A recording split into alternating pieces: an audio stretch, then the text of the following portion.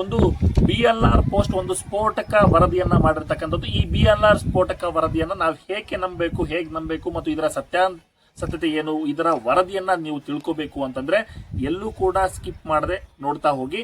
ಬಂಧುಗಳು, BLR post ಏನಿದೆ ವಸ್ತುನಿಷ್ಠ ಅತ್ಯುನ್ನತ ಒಂದು ಪಾರದರ್ಶಕತೆಯಿಂದ ಒಂದು ಪತ್ರಿಕೋದ್ಯಮದ ಮಾನದಂಡಗಳನ್ನು ಇಟ್ಟುಕೊಂಡು ಇವತ್ತು ಸತ್ಯಾಸತ್ಯತೆಯನ್ನು ಬರಿತಾ ಇರತಕ್ಕಂತಹದ್ದು ಒಂದು BLR ವೆಬ್ಸೈಟ್. ನಿಜವಾಗ್ಲೂ ಏನ್ ಮೇನ್ ಸ್ಟ್ರೀಮ್ ಮೀಡಿಯಾಗಳು ಮಾಡಬೇಕಾದಂತಹ ಕೆಲಸವನ್ನ ಇವತ್ತು BLR ಪೋಸ್ಟ್ ವರದಿಯನ್ನ ಮಾಡ್ತಾ ಇರ್ತಕ್ಕಂಥ. ನಮಸ್ಕಾರ.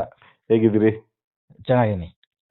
ನಿಮ್ಮನ್ನ ಮಾತಾಡ್ಸೋಕೆ ಒಂದು ಉದ್ದೇಶ ಇದೆ. ಅಂದ್ರೆ ಈ BLR ಪೋಸ್ಟ್ ಏನಿದೆ ಅದ್ರ ಬಗ್ಗೆ ಬಹಳ ಕುತೂಹಲ ಇದೆ ಜನಗಳಿಗೆ. ಅಂದ್ರೆ ನೀವು ಮಾಡುವಂತ ಅಕ್ಯುರೇಟ್ ಆದ ವರದಿಗಳು, ಓಕೆ. ವಿಶೇಷವಾಗಿ ಧರ್ಮಸ್ಥಳ ಪ್ರಕರಣಗಳಿಗೆ ಸಂಬಂಧಪಟ್ಟಂತೆ ನೀವು ಮಾಡಿದಂತ ಅಷ್ಟು ಸರಣಿ ಏನು ವರದಿಗಳಿದೆಯಲ್ಲ, ಅದು ನನ್ನ ದೃಷ್ಟಿಯಲ್ಲಿ ನಾನು ಪ್ರಾಮಾಣಿಕವಾಗಿ ಹೇಳೋದಾದ್ರೆ ನಿಜವಾದ ಜರ್ನಲಿಸಂ ಮಾಡುವಂತ ಕೆಲಸನ ನೀವು ಮಾಡಿದ್ರಿ. ಅಂದ್ರೆ ವಿಶೇಷವಾಗಿ ಧರ್ಮಸ್ಥಳ ಪ್ರಕರಣ ಬಂದಾಗ ಎಲ್ಲಾ ಕಡೆ ಬಯಾಸ್ಡ್ ಆದ ವರದಿಗಳು ಅಥವಾ ಕುಕ್ಡ್ ಅಪ್ ಸ್ಟೋರೀಸ್ ಅಥವಾ ಪ್ರೊಪಗಂಡಾ ಸ್ಟೋರೀಸ್ ಎಲ್ಲಾ ಕಡೆ ಎಲ್ಲಾ ತರದ ಮೀಡಿಯಾಗಳಲ್ಲೂ ಬರ್ತಿದ್ದಂತ ಸಂದರ್ಭದಲ್ಲಿ BLR ಪೋಸ್ಟ್ ಅದರಿಂದ ಭಿನ್ನವಾಗಿ ನಿಂತು ವಸ್ತುಸ್ಥಿತಿಯನ್ನ ಹೇಳುವಂತಹ ಒಂದು ಕೆಲಸವನ್ನು ಮಾಡ್ಕೊಂತ ಬಂದ್ರಿ.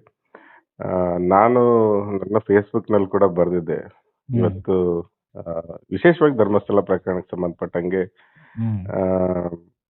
ನಿಜವಾದ ಅಂದ್ರೆ ಮೇನ್ ಸ್ಟ್ರೀಮ್ ಜರ್ನಲಿಸಂ ಮಾಡ್ತಾ ಇರೋದೇ BLR ಪೋಸ್ಟ್ ಅಂತ ಹೇಳಿ, main stream so called main stream ಅಂತ ಹೇಳಿ. ಆ ಕಾರಣಕ್ಕಾಗಿ ನಾನು ಏನು ಹೇಳಬೇಕು ಅಂತ ಅಂದ್ರೆ, we are just doing right journalism ಅಷ್ಟೇ. ನಿಮ್ದು ಪ್ರಶಂಸೆಗೆ thank you, but this is what true journalism is. ನಾನ್ ನಿಮ್ಗೆ ಈ ಸಂದರ್ಭದಲ್ಲಿ ಒಂದು ಥ್ಯಾಂಕ್ಸ್ ಕೂಡ ಹೇಳ್ಬಿಡ್ಬೇಕು. ಯಾಕೆಂತಂದ್ರೆ ನಾನು ಈ ದಿನು ಟಾಕ್ಸ್ ನಾನು ಶುರು ಮಾಡಿ ತುಂಬಾ ದಿನಗಳೇನಾಗಿಲ್ಲ. ಅಂದ್ರೆ ನಾನು ಮಾರ್ಚ್ ತಿಂಗಳಲ್ಲೇನೋ ಶುರು ಮಾಡಿದೆ ಕಳೆದ ವರ್ಷ. ಅದಾದ ನಂತರ ನಾನ್ BLR ಪೋಸ್ಟ್ ಅನ್ನ ಗಮನಿಸಕ್ ಶುರು ಮಾಡಿದ್ದು ನಿಮ್ಮ ಧರ್ಮಸ್ಥಳದಲ್ಲಿ SIT ಕಾಲಿಟ್ಟ ನಂತರ ಬಂದಂತ ನಿಮ್ಮ ವರದಿಗಳು ನೋಡಿ, ಅದ್ರ ಮೂಲಕ ನನಗೆ ಪರಿಚಯ ಆಗಿದ್ದು. ನಾನು ನನ್ನ ಎಷ್ಟೋ ವಿಡಿಯೋಗಳಲ್ಲಿ ನಮ್ಮ ವೀಕ್ಷಕರಿಗೆ ಚೆನ್ನಾಗಿ ಗೊತ್ತಿದೆ, BLR ಪೋಸ್ಟ್ ಅನ್ನ ಕೋಟ್ ಮಾಡಿ ನಾನು ಮಾತಾಡ್ತಾ ಇದ್ದೆ. ಆಮೇಲೆ ಆ ಕೋಟ್ ಮಾಡೋದಕ್ಕೆ ನಾನು ಕಾರಣನ ಕೂಡ ಹೇಳ್ತಾ ಇದ್ದೆ. ಅಂದ್ರೆ ಇಲ್ಲಿ ಬಂದಂತ ಸುದ್ದಿ ತುಂಬಾ ವಸ್ತುನಿಷ್ಠವಾಗಿರುತ್ತೆ, ಆಮೇಲೆ ಸತ್ಯವನ್ನ ಹೇಳುವಂತ ಕೆಲಸ ಮಾಡ್ತಾ ಬಂದಿದ್ರಿ ನೀವು. ಆ ಕಾರಣದಿಂದಾಗಿ ಅನಿವಾರ್ಯವಾಗಿ ನಿಮ್ಮನ್ನ ಕೋಟ್ ಮಾಡ್ಲೇಬೇಕಾದಂತ ಸ್ಥಿತಿ ಕೂಡ ಬರ್ತಾ ಇತ್ತು. ನನಗೆ ಅಂತಲ್ಲ, ಬಹಳಷ್ಟು ಜನ ಯೂಟ್ಯೂಬರ್ಗಳು ನಿಮ್ಮ ವರದಿಗಳನ್ನ ಇಟ್ಕೊಂಡು ಸ್ಟೋರೀಸ್ ಮಾಡಿದ್ದು ಕೂಡ ಗಮನಿಸಿದ್ದೀನಿ. ಆ ಕಾರಣಕ್ಕಾಗಿ ನಿಮ್ಗೊಂದು ಥ್ಯಾಂಕ್ಸ್ ಕೂಡ ನಾನು ಮೊದಲೇ ಹೇಳ್ಬಿಡ್ತೀನಿ. Thank you, welcome. ಓಕೆ, ಈಗ ನೀವು ನನಗೆ ಗೊತ್ತಿರೋ ಪ್ರಕಾರ ನೀವು ಬೇರೆ ಬೇರೆ ಮೇನ್ ಸ್ಟ್ರೀಮ್ ಇಂಗ್ಲಿಷ್ ಪತ್ರಿಕೆಗಳಲ್ಲಿ ಕೆಲಸ ಮಾಡಿದವರು. ಅಲ್ಲಿಂದ ಹೊರಗೆ ಬಂದು ನೀವೇ ಒಂದು ವೆಬ್ ಪೋರ್ಟಲ್ ಮಾಡ್ಬೇಕು, ನ್ಯೂಸ್ ಪೋರ್ಟಲ್ ಮಾಡ್ಬೇಕು ಅನ್ನೋಂತ ಆಸಕ್ತಿ ಯಾಕೆ ಕೊಟ್ಕೊಂತು ಅಂತ?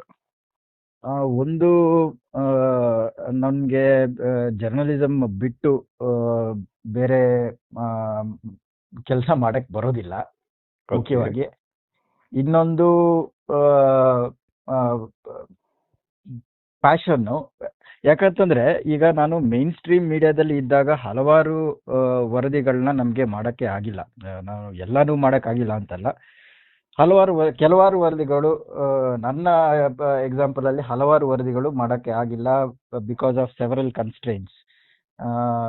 ಅಡ್ವರ್ಟೈಸ್ಮೆಂಟ್ ಕನ್ಸ್ಟ್ರೈನ್ಸ್ ಇರ್ಬೋದು ಅಥವಾ ಇನ್ನಿತರ ಯಾವುದೇ ಪ್ರೆಷರ್ಗಳಿರ್ಬೋದು. ಅವಾಗ ಬಹಳ ನಮಗೆ ನೋವು, ಬೇಜಾರು ಅದೆಲ್ಲ ಆಗ್ತಾ ಇತ್ತು. ಏನೋ ಕಾರಣದಿಂದಾಗಿ ನಾನು ಮೇನ್ ಸ್ಟ್ರೀಮ್ ಮೀಡಿಯಾದಿಂದ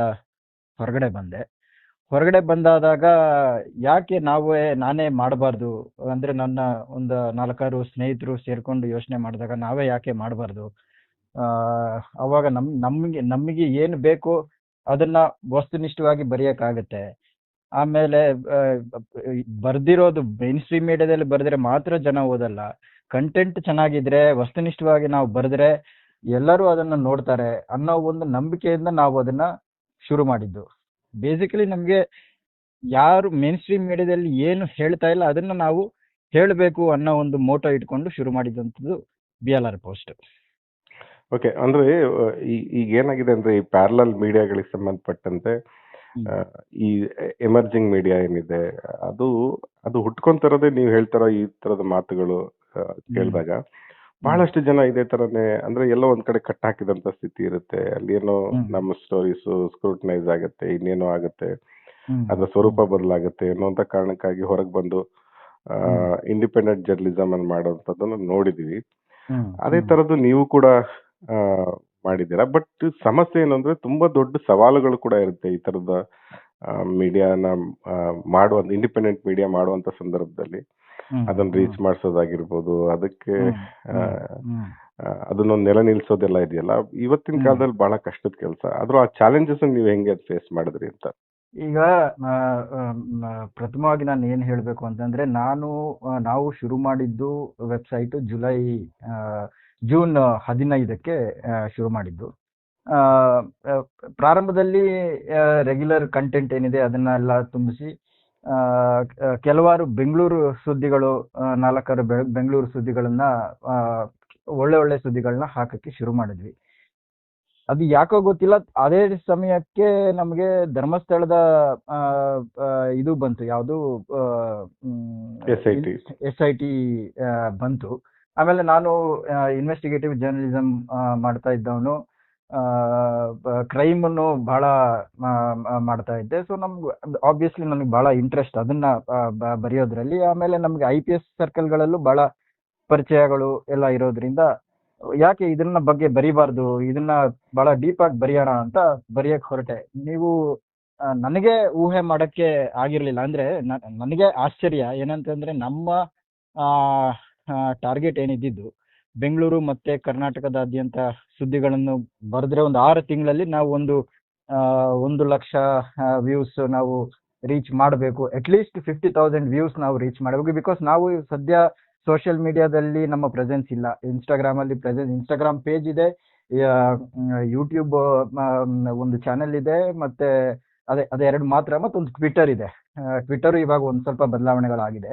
ಸೊ ಅದ್ರಲ್ಲಿ ಯಾವ್ದ್ರಲ್ಲೂ ನಾವು ಯಾವುದನ್ನು ನಮ್ಮ BLR ಪೋಸ್ಟ್ ಅನ್ನ ಪ್ರಮೋಟ್ ಮಾಡಿಲ್ಲ. ಸೊ ನಮ್ಮ ಟಾರ್ಗೆಟ್ ಇದ್ದಿದ್ದು ಒಂದು 50,000 ವ್ಯೂಸ್ ಬರ್ಬೋದು. ಆಮೇಲೆ 1 ಲಕ್ಷ ವ್ಯೂಸ್ ಯಾವಾಗ ಬರುತ್ತೆ, 1 ವರ್ಷ ಆದ್ಮೇಲೆ ಮತ್ತೆ ನಾವು ಸೋಷಿಯಲ್ ಮೀಡಿಯಾ ಪ್ರೆಸೆನ್ಸ್ ತರಬಹುದು, ಪ್ರೆಸೆನ್ಸ್ ಮಾಡಬೇಕು ಅಂತ.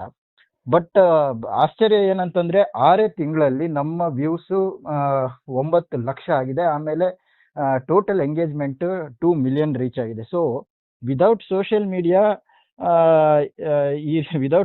ಮೀಡಿಯಾದಲ್ಲಿ ನಾವು ಪ್ರಮೋಷನ್ ಮಾಡ್ದೇನೆ ಈ ರೀತಿ ಕಂಟೆಂಟ್ ಬಂದಾಗ ನನಗೆ ಅದ್ಯಾವುದು ಚಾಲೆಂಜ್ ಅಂತ ಅನ್ಸಿಲ್ಲ. ಆದ್ರೆ ಮುಂದಕ್ಕೆ ಇವಾಗ ಏನೋ may be for a reason that ಧರ್ಮಸ್ಥಳದ ವಿಚಾರವಾಗಿ ಎಲ್ಲರೂ ಅದನ್ನ ಓದ್ತಾ ಇರೋ ಕಾರಣಕ್ಕಾಗಿ ನಮಗೆ ಆ ಥರ ವ್ಯೂಸ್ ಬಂದಿರೋದ್ರಿಂದ ಮುಂದಕ್ಕೆ ನಮಗೆ ಆ ಚಾಲೆಂಜಸ್ ಇರ್ಬೋದು. ಆ ಚಾಲೆಂಜಸ್ ಇನ್ನೂ ನಾವು ನಿಜವಾಗಿ ಹೇಳ್ಬೇಕು ಅಂತಂದ್ರೆ, ಆ ಚಾಲೆಂಜಸ್ನ ನಾವು ಇನ್ನೂ ಫೇಸ್ ಮಾಡಿಲ್ಲ. ಬಟ್ ಇವಾಗ ಏನು ನಾವು ತಯಾರಿ ಮಾಡ್ಕೋತಾ ಇದ್ದೀವಿ ಅಂತಂದ್ರೆ, ಒಂದು ಸೋಷಿಯಲ್ ಮೀಡಿಯಾ ಟೀಮನ್ನ ಬಿಲ್ಡ್ ಮಾಡಬೇಕು.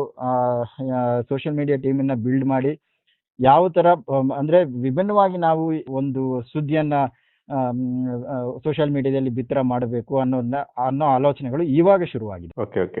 ನೀವು ಹೇಳಿದ ಮಾತುಗಳನ್ನ ನನಗೂ ಕೂಡ ನಾನು ರಿಲೇಟ್ ಮಾಡಿ ನೋಡ್ಕೊಳ್ಳೋದಾದ್ರೆ, ಅಂದ್ರೆ ನನ್ನ ಚಾನಲ್ ಶುರು ಮಾಡಿದಂತ ಸಂದರ್ಭದಲ್ಲಿ ನನ್ ಬೇಕಾದಷ್ಟು ಸಬ್ಜೆಕ್ಟ್ಗಳು, ನಮ್ದೇ ಒಂದು ಡಿಜಿಟಲ್ ಮೀಡಿಯಾ ಇತ್ತು, ಅಲ್ಲೂ ಕೂಡ ನಾವು ಮಾತಾಡ್ತಾ ಇದ್ವಿ.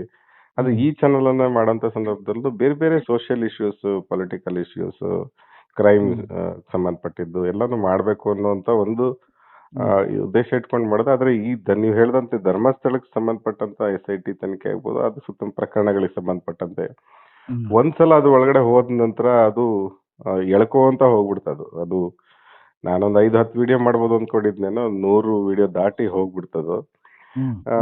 ನೀವು ಕೂಡ ಅಂದ್ರೆ ಸತತವಾಗಿ ಧರ್ಮಸ್ಥಳಕ್ಕೆ ಸಂಬಂಧಪಟ್ಟಂತ SIT ತನಿಖೆಗೆ ಸಂಬಂಧಪಟ್ಟಂತ ಅಪ್ಡೇಟ್ಸ್ ಗಳನ್ನ ಮಾಡ್ತಾ ಇದ್ರಿ. ಯಾರಿಗೂ ಸಿಗ್ಲಾರ ಸುದ್ದಿಗಳು BLR ಪೋಸ್ಟ್ಗೆ ಹೆಂಗ್ ಸಿಗುತ್ತೆ ಅನ್ನೋಂತ ಪ್ರಶ್ನೆ ಎಲ್ಲರ ತಲೆಯಲ್ಲಿ ಇದೆ. ಅದಕ್ಕೇನಾದ್ರು ಉತ್ತರ ಕೊಡಕ್ ಬಯಸ್ತೀರಾ? ಅಂದ್ರೆ ಈಗ ಸಿ ನಿಮಗೆ ಯಾವಾಗ ಸುದ್ದಿಗಳು ಅಕ್ಯುರೇಟ್ ಸುದ್ದಿಗಳು ಸಿಗುತ್ತೆ ಅಂತಂದ್ರೆ ನಿಮಗೆ ಆ ಆಕ್ಸೆಸ್ ಇದ್ದಾಗ, ಸುದ್ದಿ ಎಲ್ಲಿ ಸಿಗುತ್ತೆ ಆ ಮೂಲ ನಮಗೆ ಆಕ್ಸೆಸ್ ಇರಬೇಕು. ನಾನು ಇಷ್ಟೇ ಹೇಳಕ್ ಬಯಸ್ತೀನಿ, ಆ ಆಕ್ಸೆಸ್ ನಮಗಿದೆ BLR ಪೋಸ್ಟ್ಗೆ, ಆ ಕಾರಣಕ್ಕಾಗಿ ನಮ್ಗೆ ಆ ಸುದ್ದಿ ಸಿಗ್ತಾ ಇದೆ. ಬಟ್ ನಮಗೆ ಯಾರು ಏನು ಅನ್ನೋದನ್ನ ನಾವು ಹೇಳಕ್ ಬರಲ್ಲ. ನೀವು ದಿಗ್ಗಜರು ಜರ್ನಲಿಸಮ್ ಅಲ್ಲಿ, ನಮ್ಗಿನ್ನ ನಮ್ಮ ನಮ್ಮ ಸೋರ್ಸ್ಗಳನ್ನ ನಾವು ಹೆಸರುಗಳನ್ನ ನಾವು ಹೇಳಕ್ ಬರೋದಿಲ್ಲ. ಬಟ್ ನಮಗೆ ಆ ಆಕ್ಸೆಸ್ ಇದೆ, ಯಾರಿಂದ ಆ ಸುದ್ದಿ ಸಿಗುತ್ತೆ ಆ ಆಕ್ಸೆಸ್ ನಮ್ಗಿರೋದ್ರಿಂದ, ಬೇರೆಯವ್ರಿಗೆ ಆ ಆಕ್ಸೆಸ್ ಇಲ್ಲದೆ ಇರೋದ್ರಿಂದ ಬಹಳವಾಗಿ ನಮ್ಗೆ ಅಕ್ಯುರೇಟ್ ಆಗಿ ಸುದ್ದಿಗಳು ಸಿಗ್ತಾ ಇದೆ. ಫಾರ್ ಎಕ್ಸಾಂಪಲ್, ಕೆಲವರು ನಮ್ಗೆ ಏನ್ ಹೇಳಿದ್ರು, ಇದ್ರಲ್ಲಿ ಬರೋದು ಸತ್ಯ ಇಲ್ಲ ಅಂತ. ಒಂದ್ ಎರಡು ಎಕ್ಸಾಂಪಲ್ನ ನಾನು ಕೊಡಕ್ ಬಯಸ್ತೀನಿ. ಒಂದು, ಬಂಗ್ಲೆಗುಡ್ಡೆನಲ್ಲಿ ಯಾವಾಗ ತಲೆಬುರುಡೆಗಳು ಏನು ಸಿಕ್ತು ಅಂತ ಗೊತ್ತಾಯ್ತು ನಮಗೆ, ನಾವು ಅದನ್ನ ಬರೆದ್ವಿ. ಎಲ್ಲರೂ ಹೇಳಿದ್ರು ಅದು ಇಲ್ಲ, ಸುಳ್ಳು, ಹಾಗೆ ಹೀಗೆ ಮತ್ತೊಂದು ಅಂತ. ಬಟ್ ಅದಾದ್ಮೇಲೆ SIT ಅಲ್ಲಿ ಹೋಗಿ ಅಲ್ಲೂ ಮತ್ತೆ ಶೋಧ ಮಾಡಿ ಮತ್ತೆ 7-8 ತಲೆಬುರುಡೆಗಳು ಮತ್ತೆ 100 ಮೂಳೆಗಳನ್ನ ಅವರು ತೆಗೆದ್ರು. ಅದನ್ನು ಸತ್ಯ ಆಯ್ತು. ಆಮೇಲೆ ಇನ್ನೊಂದು, ಎಲ್ಲರೂ ಇದನ್ನ ಮುಖ್ಯವಾಗಿ, ಇದು ಟೆಕ್ನಿಕಲಿ ನಾನು ಮಾತಾಡ್ತಾ ಇದ್ದೀನಿ, ಮುಖ್ಯವಾಗಿ ಬಹಳ ಮಂದಿ, ಬಹಳ ನ್ಯೂಸ್ ಪೇಪರ್ ಇನ್ಕ್ಲೂಡಿಂಗ್ ದೊಡ್ಡ ದೊಡ್ಡ ಹೆಸರು ಬೇಡ, ದೊಡ್ಡ ದೊಡ್ಡ ಪತ್ರಿಕೆಗಳು ಚಾರ್ಜ್ ಶೀಟ್ ಅಂತ ಅಂತು.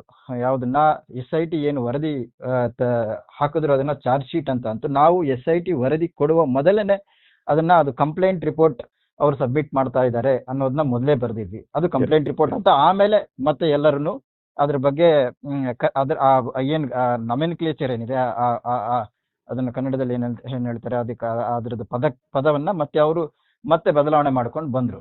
ಸೊ ಈ ತರ ನಾನು ಹೇಳ್ತಾ ಹೋದ್ರೆ ಸುಮಾರು ಎಕ್ಸಾಂಪಲ್ಸ್ ಇಲ್ಲ, ನನ್ನ ಹತ್ರನು ತುಂಬಾ ಎಕ್ಸಾಂಪಲ್ಸ್ ಇದೆ. BLR ಪೋಸ್ಟ್ ಬಹಳಷ್ಟು ವಿಷಯಗಳಲ್ಲಿ ಮಿಸ್ಗೈಡ್ ಆಗುವಂತ ಸುದ್ದಿಗಳನ್ನ ಪ್ರಸಾರ ಮಾಡ್ತಿದ್ದಾಗ ಬೇರೆ ಮಾಧ್ಯಮಗಳು, ನೀವು ಅದಲ್ಲ ಇದು ಅಂತ ಹೇಳಿ ಬಹಳ ಚೆನ್ನಾಗಿ ಅದನ್ನ ಹೇಳ್ತಾ ಇದ್ರಿ, ಮತ್ತೆ ಅದೇ ಸತ್ಯ ಆಗಿರ್ತಿತ್ತು. ಆಮೇಲೆ ಇನ್ನೊಂದು ಮತ್ತೊಂದು ನಾನು ಏನು ಸ್ಪಷ್ಟಪಡಿಸ್ತಾ ಇದ್ದೀನಿ ಅಂತಂದ್ರೆ, ನಾವು ಬಹಳ ನ್ಯೂಟ್ರಲ್ ಆಗಿ ಸುದ್ದಿಯನ್ನು ಬರಿತಾ ಇದೀವಿ. ನಾವು ಎಲ್ಲೂ ಯಾರ ಪರವಾಗಿನೋ ಯಾರೋ ವಿರೋಧವಾಗಿನೋ ಸುದ್ದಿಯನ್ನು ಬರಿತಾ ಇಲ್ಲ. ಇನ್ವೆಸ್ಟಿಗೇಷನ್ ನಲ್ಲಿ ಏನ್ ಆಗ್ತಾ ಇದೆ, ಇನ್ವೆಸ್ಟಿಗೇಷನ್ ಅಲ್ಲಿ ಏನ್ ಕಂಡು ಬಂದಿದೆ, ಆಮೇಲೆ ಈಗ ಏನು ವರದಿ ಕೊಟ್ಟಿದ್ದಾರೆ ಆ ವರದಿನಲ್ಲಿ ಏನಿದೆ, ಏನು ಬರೆದಿದ್ದಾರೆ ಅದಷ್ಟೇ ನಾವು ಬಿತ್ತರ ಮಾಡ್ತಾ ಇದೀವಿ ಹೊರತುಪಡಿಸಿ ಯಾವುದೇ ಒಪಿನಿಯನ್ ಆಗ್ಲಿ ಅಥವಾ ಇನ್ಯಾರನ್ನೋ ಇದ್ ಮಾಡೋದಾಗ್ಲಿ ಆ ಥರದ್ದು ನಾವು ಯಾವುದು ಮಾಡ್ತಾ ಇಲ್ಲ. ನೈಜತೆ ಏನಿದೆ ಅದನ್ನ ಮಾತ್ರ ಪ್ರೆಸೆಂಟ್ ಮಾಡ್ತಾ ಇದೀವಿ. ಅದು ನಿಮಗೂ ಅಂದ್ರೆ ನೀವು ಓದಿದಾಗ ನಿಮ್ಗೆ ಅದು ಗೊತ್ತಾಗಿರುತ್ತೆ. ಎಸ್ ಎಸ್ ನಾನು ನನ್ನ ಹಳೆ ಪ್ರಶ್ನೆಗೆ ಮತ್ತೆ ವಾಪಸ್ ಹೋಗ್ತೀನಿ. ಅಂದ್ರೆ ನೀವು ಹೇಳಿದ್ರಿ ಸೋರ್ಸ್ ಆಫ್ ಇನ್ಫಾರ್ಮೇಶನ್ ಅದನ್ನ ರಿವೀಲ್ ಮಾಡಕ್ಕಾಗಲ್ಲ, ಅದೆಲ್ಲ ಓಕೆ, ಅದೆಲ್ಲ ಸರಿದೆ.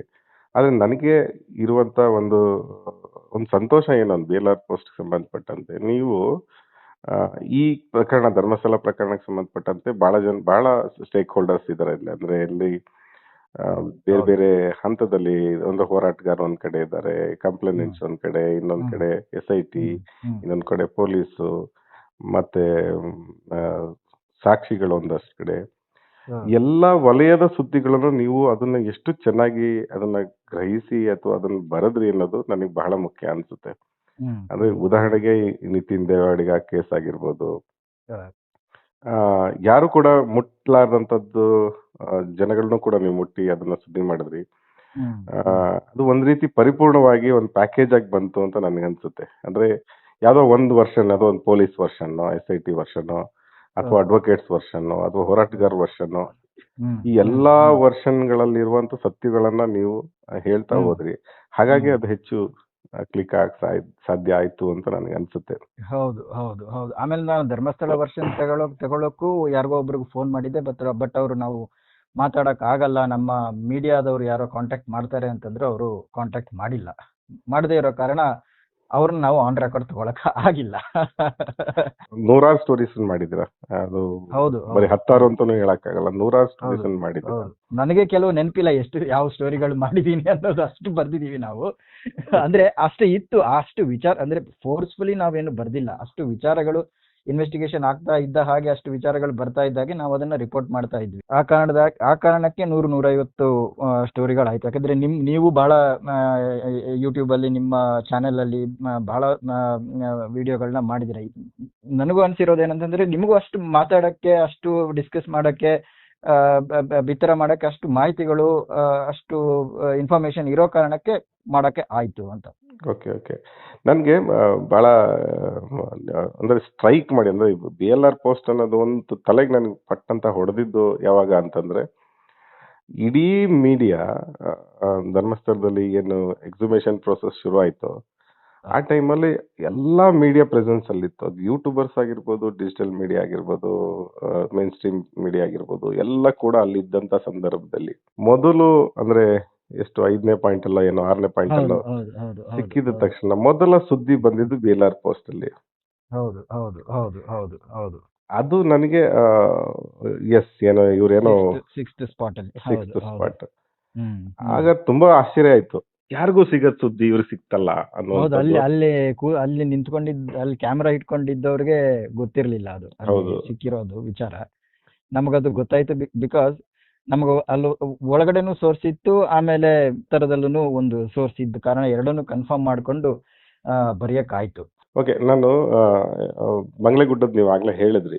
ಹ್ಮ್ ಬಂಗ್ಲೆಗುಡ್ಡದ್ದು ನೀವು ರಿಪೋರ್ಟ್ ಮಾಡೋದ ಸಂದರ್ಭದಲ್ಲಿ ಅಲ್ಲಿ ವಾಮಾಚಾರದ ಕುರುಹುಗಳು ಇತ್ತು, ಕಾಕುಡಿಕೆಗಳೆಲ್ಲ ಇತ್ತು ಅಂತ ಫಸ್ಟ್ ನೀವು ಅದನ್ನ ರಿವೀಲ್ ಮಾಡಿ ಬರೆದ್ರಿ. ಅಂದ್ರೆ ಹೌದು ಹೌದು SIT-ನವರು ಅದನ್ನ ತಗೊಂಡ್ಬರೋದಕ್ಕೂ ಮುಂಚೆನೆ ಅಲ್ಲಿ ಹೌದು ಹೋಗಿ ಹೌದು ಸೋಕೋ ಹೌದು ಟೀಮ್ ಹೌದು ತಗೊಂಡು ಹೌದು ಹೋಗಕ್ ಮುಂಚೆನೂ ಹೌದು ಬರೆದ್ರಿ. ಹೌದು ಹೌದು ಹೌದು. ಒಬ್ಬ ಜರ್ನಲಿಸ್ಟ್ ಆಗಿ ನಿಮ್ಗೆ ಏನ್ ಅನ್ಸುತ್ತೆ ಬೇರೆದ್ದು ಈ ಪ್ರಕರಣಗಳು ಬಿಟ್ಬಿಡೋಣ, ಇದು ಅಂದ್ರೆ ಚಿನ್ನಯ್ಯನ್ ಬಂದ ಒಂದು ಕಂಪ್ಲೇಂಟ್ ಕೊಟ್ಟ, ಎಲ್ಲವೂ ಕೂಡ ಒಂಥರ ನಮ್ಗೆ ಯಾವ್ದನ್ನ ನಂಬಬೇಕು ಯಾವ್ದನ್ನ ಬಿಡ್ಬೇಕು ಅನ್ನುವಂಥದ್ದು ಗೊಂದಲಗಳು ಎಲ್ಲರಲ್ಲೂ ಕೂಡ ಇತ್ತು. ಯಾಕಂದ್ರೆ ಯಾವ್ದು ಫಸ್ಟ್ ಹ್ಯಾಂಡ್ ನಾವು ನೋಡಿದ್ದಲ್ಲ. ಆದ್ರೆ ಇದು ಕಣ್ಣೆದುರುಗಡೆ ಕಂಡು ಬಂದಂಥದ್ದು 7 ತಲೆಬುರುಡೆ, 7-8 106 ಮೂಳೆಗಳು ಸಿಕ್ಕಿದಂಥದ್ದು ಮತ್ತೆ ವಾಮಾಚಾರದ್ದು. ಇದನ್ನೊಬ್ಬ ಜರ್ನಲಿಸ್ಟ್ ಆಗಿ ನೋಡಿದಾಗ ನಿಮ್ಗೆ ಏನ್ ಅನಿಸ್ತು ಅಂತ, ಅಲ್ಲಿ ಏನ್ ನಡೆದಿರ್ಬೋದು ಅನ್ನೋದ್ರ ಬಗ್ಗೆ ಬಹಳ ಜನಕ್ಕೆ ಇನ್ನೂ ಕೂಡ ಈ ವಾಮಾಚಾರದ ಬಗ್ಗೆ ನಾವು BLR ಪೋಸ್ಟ್ ಅಲ್ಲಿ ಬಂಗ್ಲೆಗುಡ್ಡದಲ್ಲಿ ಈ ಕುರುಹುಗಳು ಸಿಕ್ಕದ್ಮೇಲೆ ನಾವು ಬರ್ದ್ವಿ. ಅದಕ್ಕಿಂತ ಮೊದಲನೇ ಒಂದು ನಾವು ಆರ್ಟಿಕಲ್ ಬರ್ದಿದ್ವಿ. ಅಂದ್ರೆ ನಾನು ಅಲ್ಲಿ ಹೋಗಿ ಬಹಳ ಜನಗಳ ಜೊತೆ, ಇಂಡಿಪೆಂಡೆಂಟ್ ಆಫ್ ಧರ್ಮಸ್ಥಳ ಮತ್ತೆ ಆಕ್ಟಿವಿಸ್ಟ್, ನಾನು ಆಕ್ಟಿವಿಸ್ಟ್ಗಳ ಹತ್ರನೂ ಅದ್ರ ಬಗ್ಗೆ ಮಾತಾಡಿಲ್ಲ, ಅಥವಾ ಧರ್ಮಸ್ಥಳ ಸರ್ಕಲ್ಗೆ ಯಾರು ಕ್ಲೋಸ್ ಇದ್ದಾರೆ ಅವ್ರ ಹತ್ರನೂ ಯಾರ ಹತ್ರನೂ ನಾನು ಅದ್ರ ಬಗ್ಗೆ ಮಾತಾಡಿಲ್ಲ. ಹೀಗೆ ಜನರಲಿ ಅಲ್ಲಿ ಯಾರು ಕಾಮನ್ ಜನಗಳಿದ್ದಾರೆ, ಅವ್ರ ಹತ್ರ ಲೇಮನ್ ಇದ್ದಾರೆ, ಅವ್ರ ಹತ್ರ ಮಾತಾಡಿದಾಗ ನನಗೆ ಕಂಡು ಬಂದದ್ದು ಅಲ್ಲಿ ವಾಮಾಚಾರಗಳು ನಡೆಯುತ್ತೆ ಅಂತ. ಯಾರು ಮಾಡಿದ್ದಾರೆ, ಯಾರು ಮಾಡ್ತಾ ಇದ್ರು, ಯಾರು ಮಾಡ್ತಾ ಇದ್ದಾರೆ ಅನ್ನೋದು ಇನ್ವೆಸ್ಟಿಗೇಷನ್ ಇಂದನೇ ಹೊರಗಡೆ ಬರಬೇಕು. ಅದು ನಮಗೆ ಗೊತ್ತಿಲ್ಲ. ಬಟ್ ಅಲ್ಲಿ ವಾಮಾಚಾರಗಳು ಆಗ್ತಾ ಇತ್ತು ಅನ್ನೋದು ಅಲ್ಲಿನ ಜನಗಳಿಗೆ ಗೊತ್ತಿದೆ. ಆದ್ರೆ ಅದು ಬಂಗ್ಲೆಗುಡ್ಡೆನಲ್ಲಿ ಆಗ್ತಾ ಇತ್ತು ಅಥವಾ ಇನ್ನೊಂದು ಗುಡ್ಡೆನಲ್ಲಿ ಆಗ್ತಾ ಇತ್ತು ಅನ್ನೋದು ಜನಗಳಿಗೆ ಗೊತ್ತಿರಲಿಲ್ಲ. ಸೊ ಅಲ್ಲಿ ವಾಮಾಚಾರ ಆಗಿರೋದಂತೂ ಸತ್ಯ. ಬಟ್ ಯಾವ ಮಟ್ಟದ ವಾಮಾಚಾರ ಆಗಿದೆ, ಅಂದ್ರೆ scale of the which craft, black magic, ಅದು ಇವಾಗ ತನಿಖೆಯಿಂದನೇ ಗೊತ್ತಾಗಬೇಕು. ಅಂದ್ರೆ ಹ್ಯೂಮನ್ ಸ್ಯಾಕ್ರಿಫೈಸಸ್ಗಳು ಆಗಿದೆಯಾ, ಯಾಕಂದ್ರೆ ಈ ಒಡಿಸ್ಸಾ ನಾರ್ದನ್ ಭಾಗದಲ್ಲಿ ಟಿಲ್ ರೀಸೆಂಟ್ಲಿ ಇವಾಗ್ಲೂ ಹ್ಯೂಮನ್ ಸ್ಯಾಕ್ರಿಫೈಸಸ್ ಆಗ್ತಾ ಇರುತ್ತೆ ಅನ್ನೋದನ್ನ ನಾನು SIT ಮೂಲಗಳಿಂದನೇ ತಿಳ್ಕೊಂಡಿದ್ದೀನಿ. ಸೊ SIT ಆ ಆಂಗಲ್ ನಿಂದನೂ ಅದನ್ನ ಇನ್ವೆಸ್ಟಿಗೇಷನ್ ಮಾಡ್ತಿದೆ, ಅಥವಾ ಬೇರೆ ಕಡೆಯಿಂದ ಬುರುಡೆಗಳನ್ನ ತಂದು ಅಲ್ಲಿ ವಾಮಾಚಾರ ಮಾಡಿದಾರ, ಈ ಎಲ್ಲ ವಿಚಾರಗಳು ತನಿಖೆಯಿಂದನೇ ಹೊರಗಡೆ ಬರಬೇಕು. ಬಟ್ ಅಲ್ಲಿ ವಾಮಾಚಾರ ಆಗಿರೋದಂತೂ ಸತ್ಯ. ಓಕೆ, ಅಂದ್ರೆ ಇಲ್ಲಿ ಒಂಥರ ಡಾಟ್ಸ್ ಕನೆಕ್ಟ್ ಮಾಡೋದಾದ್ರೆ, ಚಿನ್ನಯ್ಯ ಕೂಡ ಒಂದು ಸ್ಟೇಟ್ಮೆಂಟ್ ಅಲ್ಲಿ ವಾಮಾಚಾರ ನಡೀತಿತ್ತು ಅಂತ ಹೇಳಿದ್ದ ಅವನು ಎಷ್ಟು ನಿಜ ಹೇಳಿದಾನೋ ಎಷ್ಟು ಸುಳ್ಳು ಹೇಳಿದಾನೋ ಅದು ಬೇರೆ ವಿಷಯ. ಆದ್ರೆ ಅವನ ಬಾಯಲ್ಲೂ ಕೂಡ ಅದು ಬಂದಿತ್ತು. ಹೌದು. ಸ್ಥಳೀಯರು ಅಂತಂದ್ರೆ ಅಲ್ಲಿ ಹಿಂದೆ ಅಂದ್ರೆ ಈ ಸೌಜನ್ಯ ಆಮೇಲೆ ಈ ಬಂಗ್ಲೆಗುಡ್ಡದ ವಿಚಾರವಾಗಿ ಅದು ಒಂದು ನಾವು ಸುದ್ದಿ ಬರ್ದಿದ್ವಿ. ಅವನನ್ನ ಇಂಟ್ರೋಗೇಟ್ ಮಾಡ್ಬೇಕಾದ್ರೆ ಪೊಲೀಸ್ ಕಸ್ಟಡಿನಲ್ಲಿ ನಾನು ಬಂಗ್ಲೆಗುಡ್ಡೆಗೆ ಬಂಗ್ಲೆಗುಡ್ಡೆ ಬಗ್ಗೆ ನಮಗೆ ಗೊತ್ತಿಲ್ಲ. Banglegudde was like a forbidden place, ನಮ್ಗಲ್ಲಿ ಹೋಗಕ್ಕೆ ಭಯ ಆಗ್ತಾ ಇತ್ತು ಅನ್ನೋದನ್ನ ಅವನು ಹೇಳಿದಾನೆ. ಮತ್ತೆ ಅಲ್ಲಿ ಹೋಗ್ಬೇಡ ಅಂತ ಕೂಡ ಇನ್ಸಿಸ್ಟ್ ಮಾಡ್ತಾ ಇದ್ರು ಅಂತ. ಹೋಗ್ಬೇಡ ಅಂತಾನು ಇನ್ಸಿಸ್ಟ್ ಮಾಡ್ತಾ ಇದ್ದ. ಆಮೇಲೆ ಆ ಬಂಗ್ಲೆಗುಡ್ಡಕ್ಕೆ ಅಲ್ಲಿನ ಯಾರು ದೊಡ್ಡವರಿದ್ದಾರೆ ಅವ್ರದ್ದು ಏನೋ ಹೆಸರಿದೆ ಅನ್ನೋದನ್ನು ಕೆಲವರು ಹೇಳ್ತಾರೆ. ಆಮೇಲೆ ಆ ಜಾಗನು ಕೆಲವು ಅಲ್ಲಿರೋ ಅಥಾರಿಟೀಸ್ ಹೆಸರಲ್ಲಿ ಇದೆ ಅನ್ನೋದಕ್ಕೆ ಕೆಲವು ದಾಖಲೆಗಳನ್ನು ಇದೆ. ಅದನ್ನೆಲ್ಲಾನು SIT ಅವರು ತನಿಖೆ ಮಾಡ್ತಾ ಇದ್ದಾರೆ. ಆ ಡಾಕ್ಯುಮೆಂಟ್ ಎಲ್ಲಾನು SIT ಕೈಯಲ್ಲಿ ಇದೆ. ಇನ್ನೊಂದು ನಾನು ನಿಮ್ಗೆ ಎಕ್ಸ್ಕ್ಲೂಸಿವ್ ಆಗಿ ನಾನು ಹೇಳೋದಾದ್ರೆ, ಯಾವ ದಿವಸ ಅಲ್ಲಿ ಇವರು ಅಂದ್ರೆ ಸ್ಟಾರ್ಟಿಂಗ್ ಅಲ್ಲಿ ಇವರು ಮಹಾಜರ್ ಮಾಡಕ್ಕೆ ಹೋದ್ರಲ್ಲ, ವಿಠಲ್ ಗೌಡಂದು ತಲೆಬುರುಡೆ ವಿಚಾರವಾಗಿ ಏನು ಮಹಾಜರ್ ಮಾಡಕ್ಕೆ ಹೋಗಿದ್ರು, ಆಗ ಇವ್ರಿಗೇನು ಕಂಡು ಬಂತು, ಯಾವುದು ಸ್ಕೆಲಿಟನ್ಸ್ ತಲೆಬುರುಡೆಗಳೇನು ಕಂಡು ಬಂತು. ಅದೇ ದಿವಸ ಬೆಂಗಳೂರಿಂದ SIT ಚೀಫ್ ಪ್ರಣಬ್ ಮೊಹಂತಿ ಅವರು ಅಲ್ಲಿಗೆ ಬಂದು ಅಲ್ಲೆಲ್ಲ ಓಡಾಡಿ ಅದನ್ನೆಲ್ಲ ನೋಡಿ ಹೋಗಿದ್ದಾರೆ. ಇದು ಯಾರಿಗೂ ಗೊತ್ತಿಲ್ಲದ ವಿಚಾರ. ನಾನು ಏನ್ ಹೇಳಕ್ ಕೊಟ್ಟೆ ಅಂದ್ರೆ ಅದು ಎಲ್ಲ ಡಾಟ್ಸ್ ಕೂಡ ಕನೆಕ್ಟ್ ಆಗುತ್ತೆ. ಒಂದ್ ಕಡೆ ಚಿನ್ನೈ ಹೇಳಿದ ಮಾತುಗಳು, ಇನ್ನೊಂದ್ ಕಡೆ ಜಯಂತ್ ಅವರು ಸುಮಾರು 1 ವರ್ಷದ ಹಿಂದೆನೆ ಒಂದು ವಿಡಿಯೋ ಮಾಡಿದ್ರು ಅಲ್ವಾ, ಅಮಾಚಾರ ನಡೆಯುತ್ತೆ ಅನ್ನೋದು ಸಂಬಂಧಪಟ್ಟಂಗೆ. ನೀವು ಹೋಗಿ ಒಂದು ಇಂಡಿಪೆಂಡೆಂಟ್ ಸ್ಟೋರಿ ಮಾಡಿದ್ರಿ, ಇದೆಲ್ಲ ಶುರುವಾಗ್ ಮುಂಚೆನೆ ಮಾಡಿದ್ರಿ.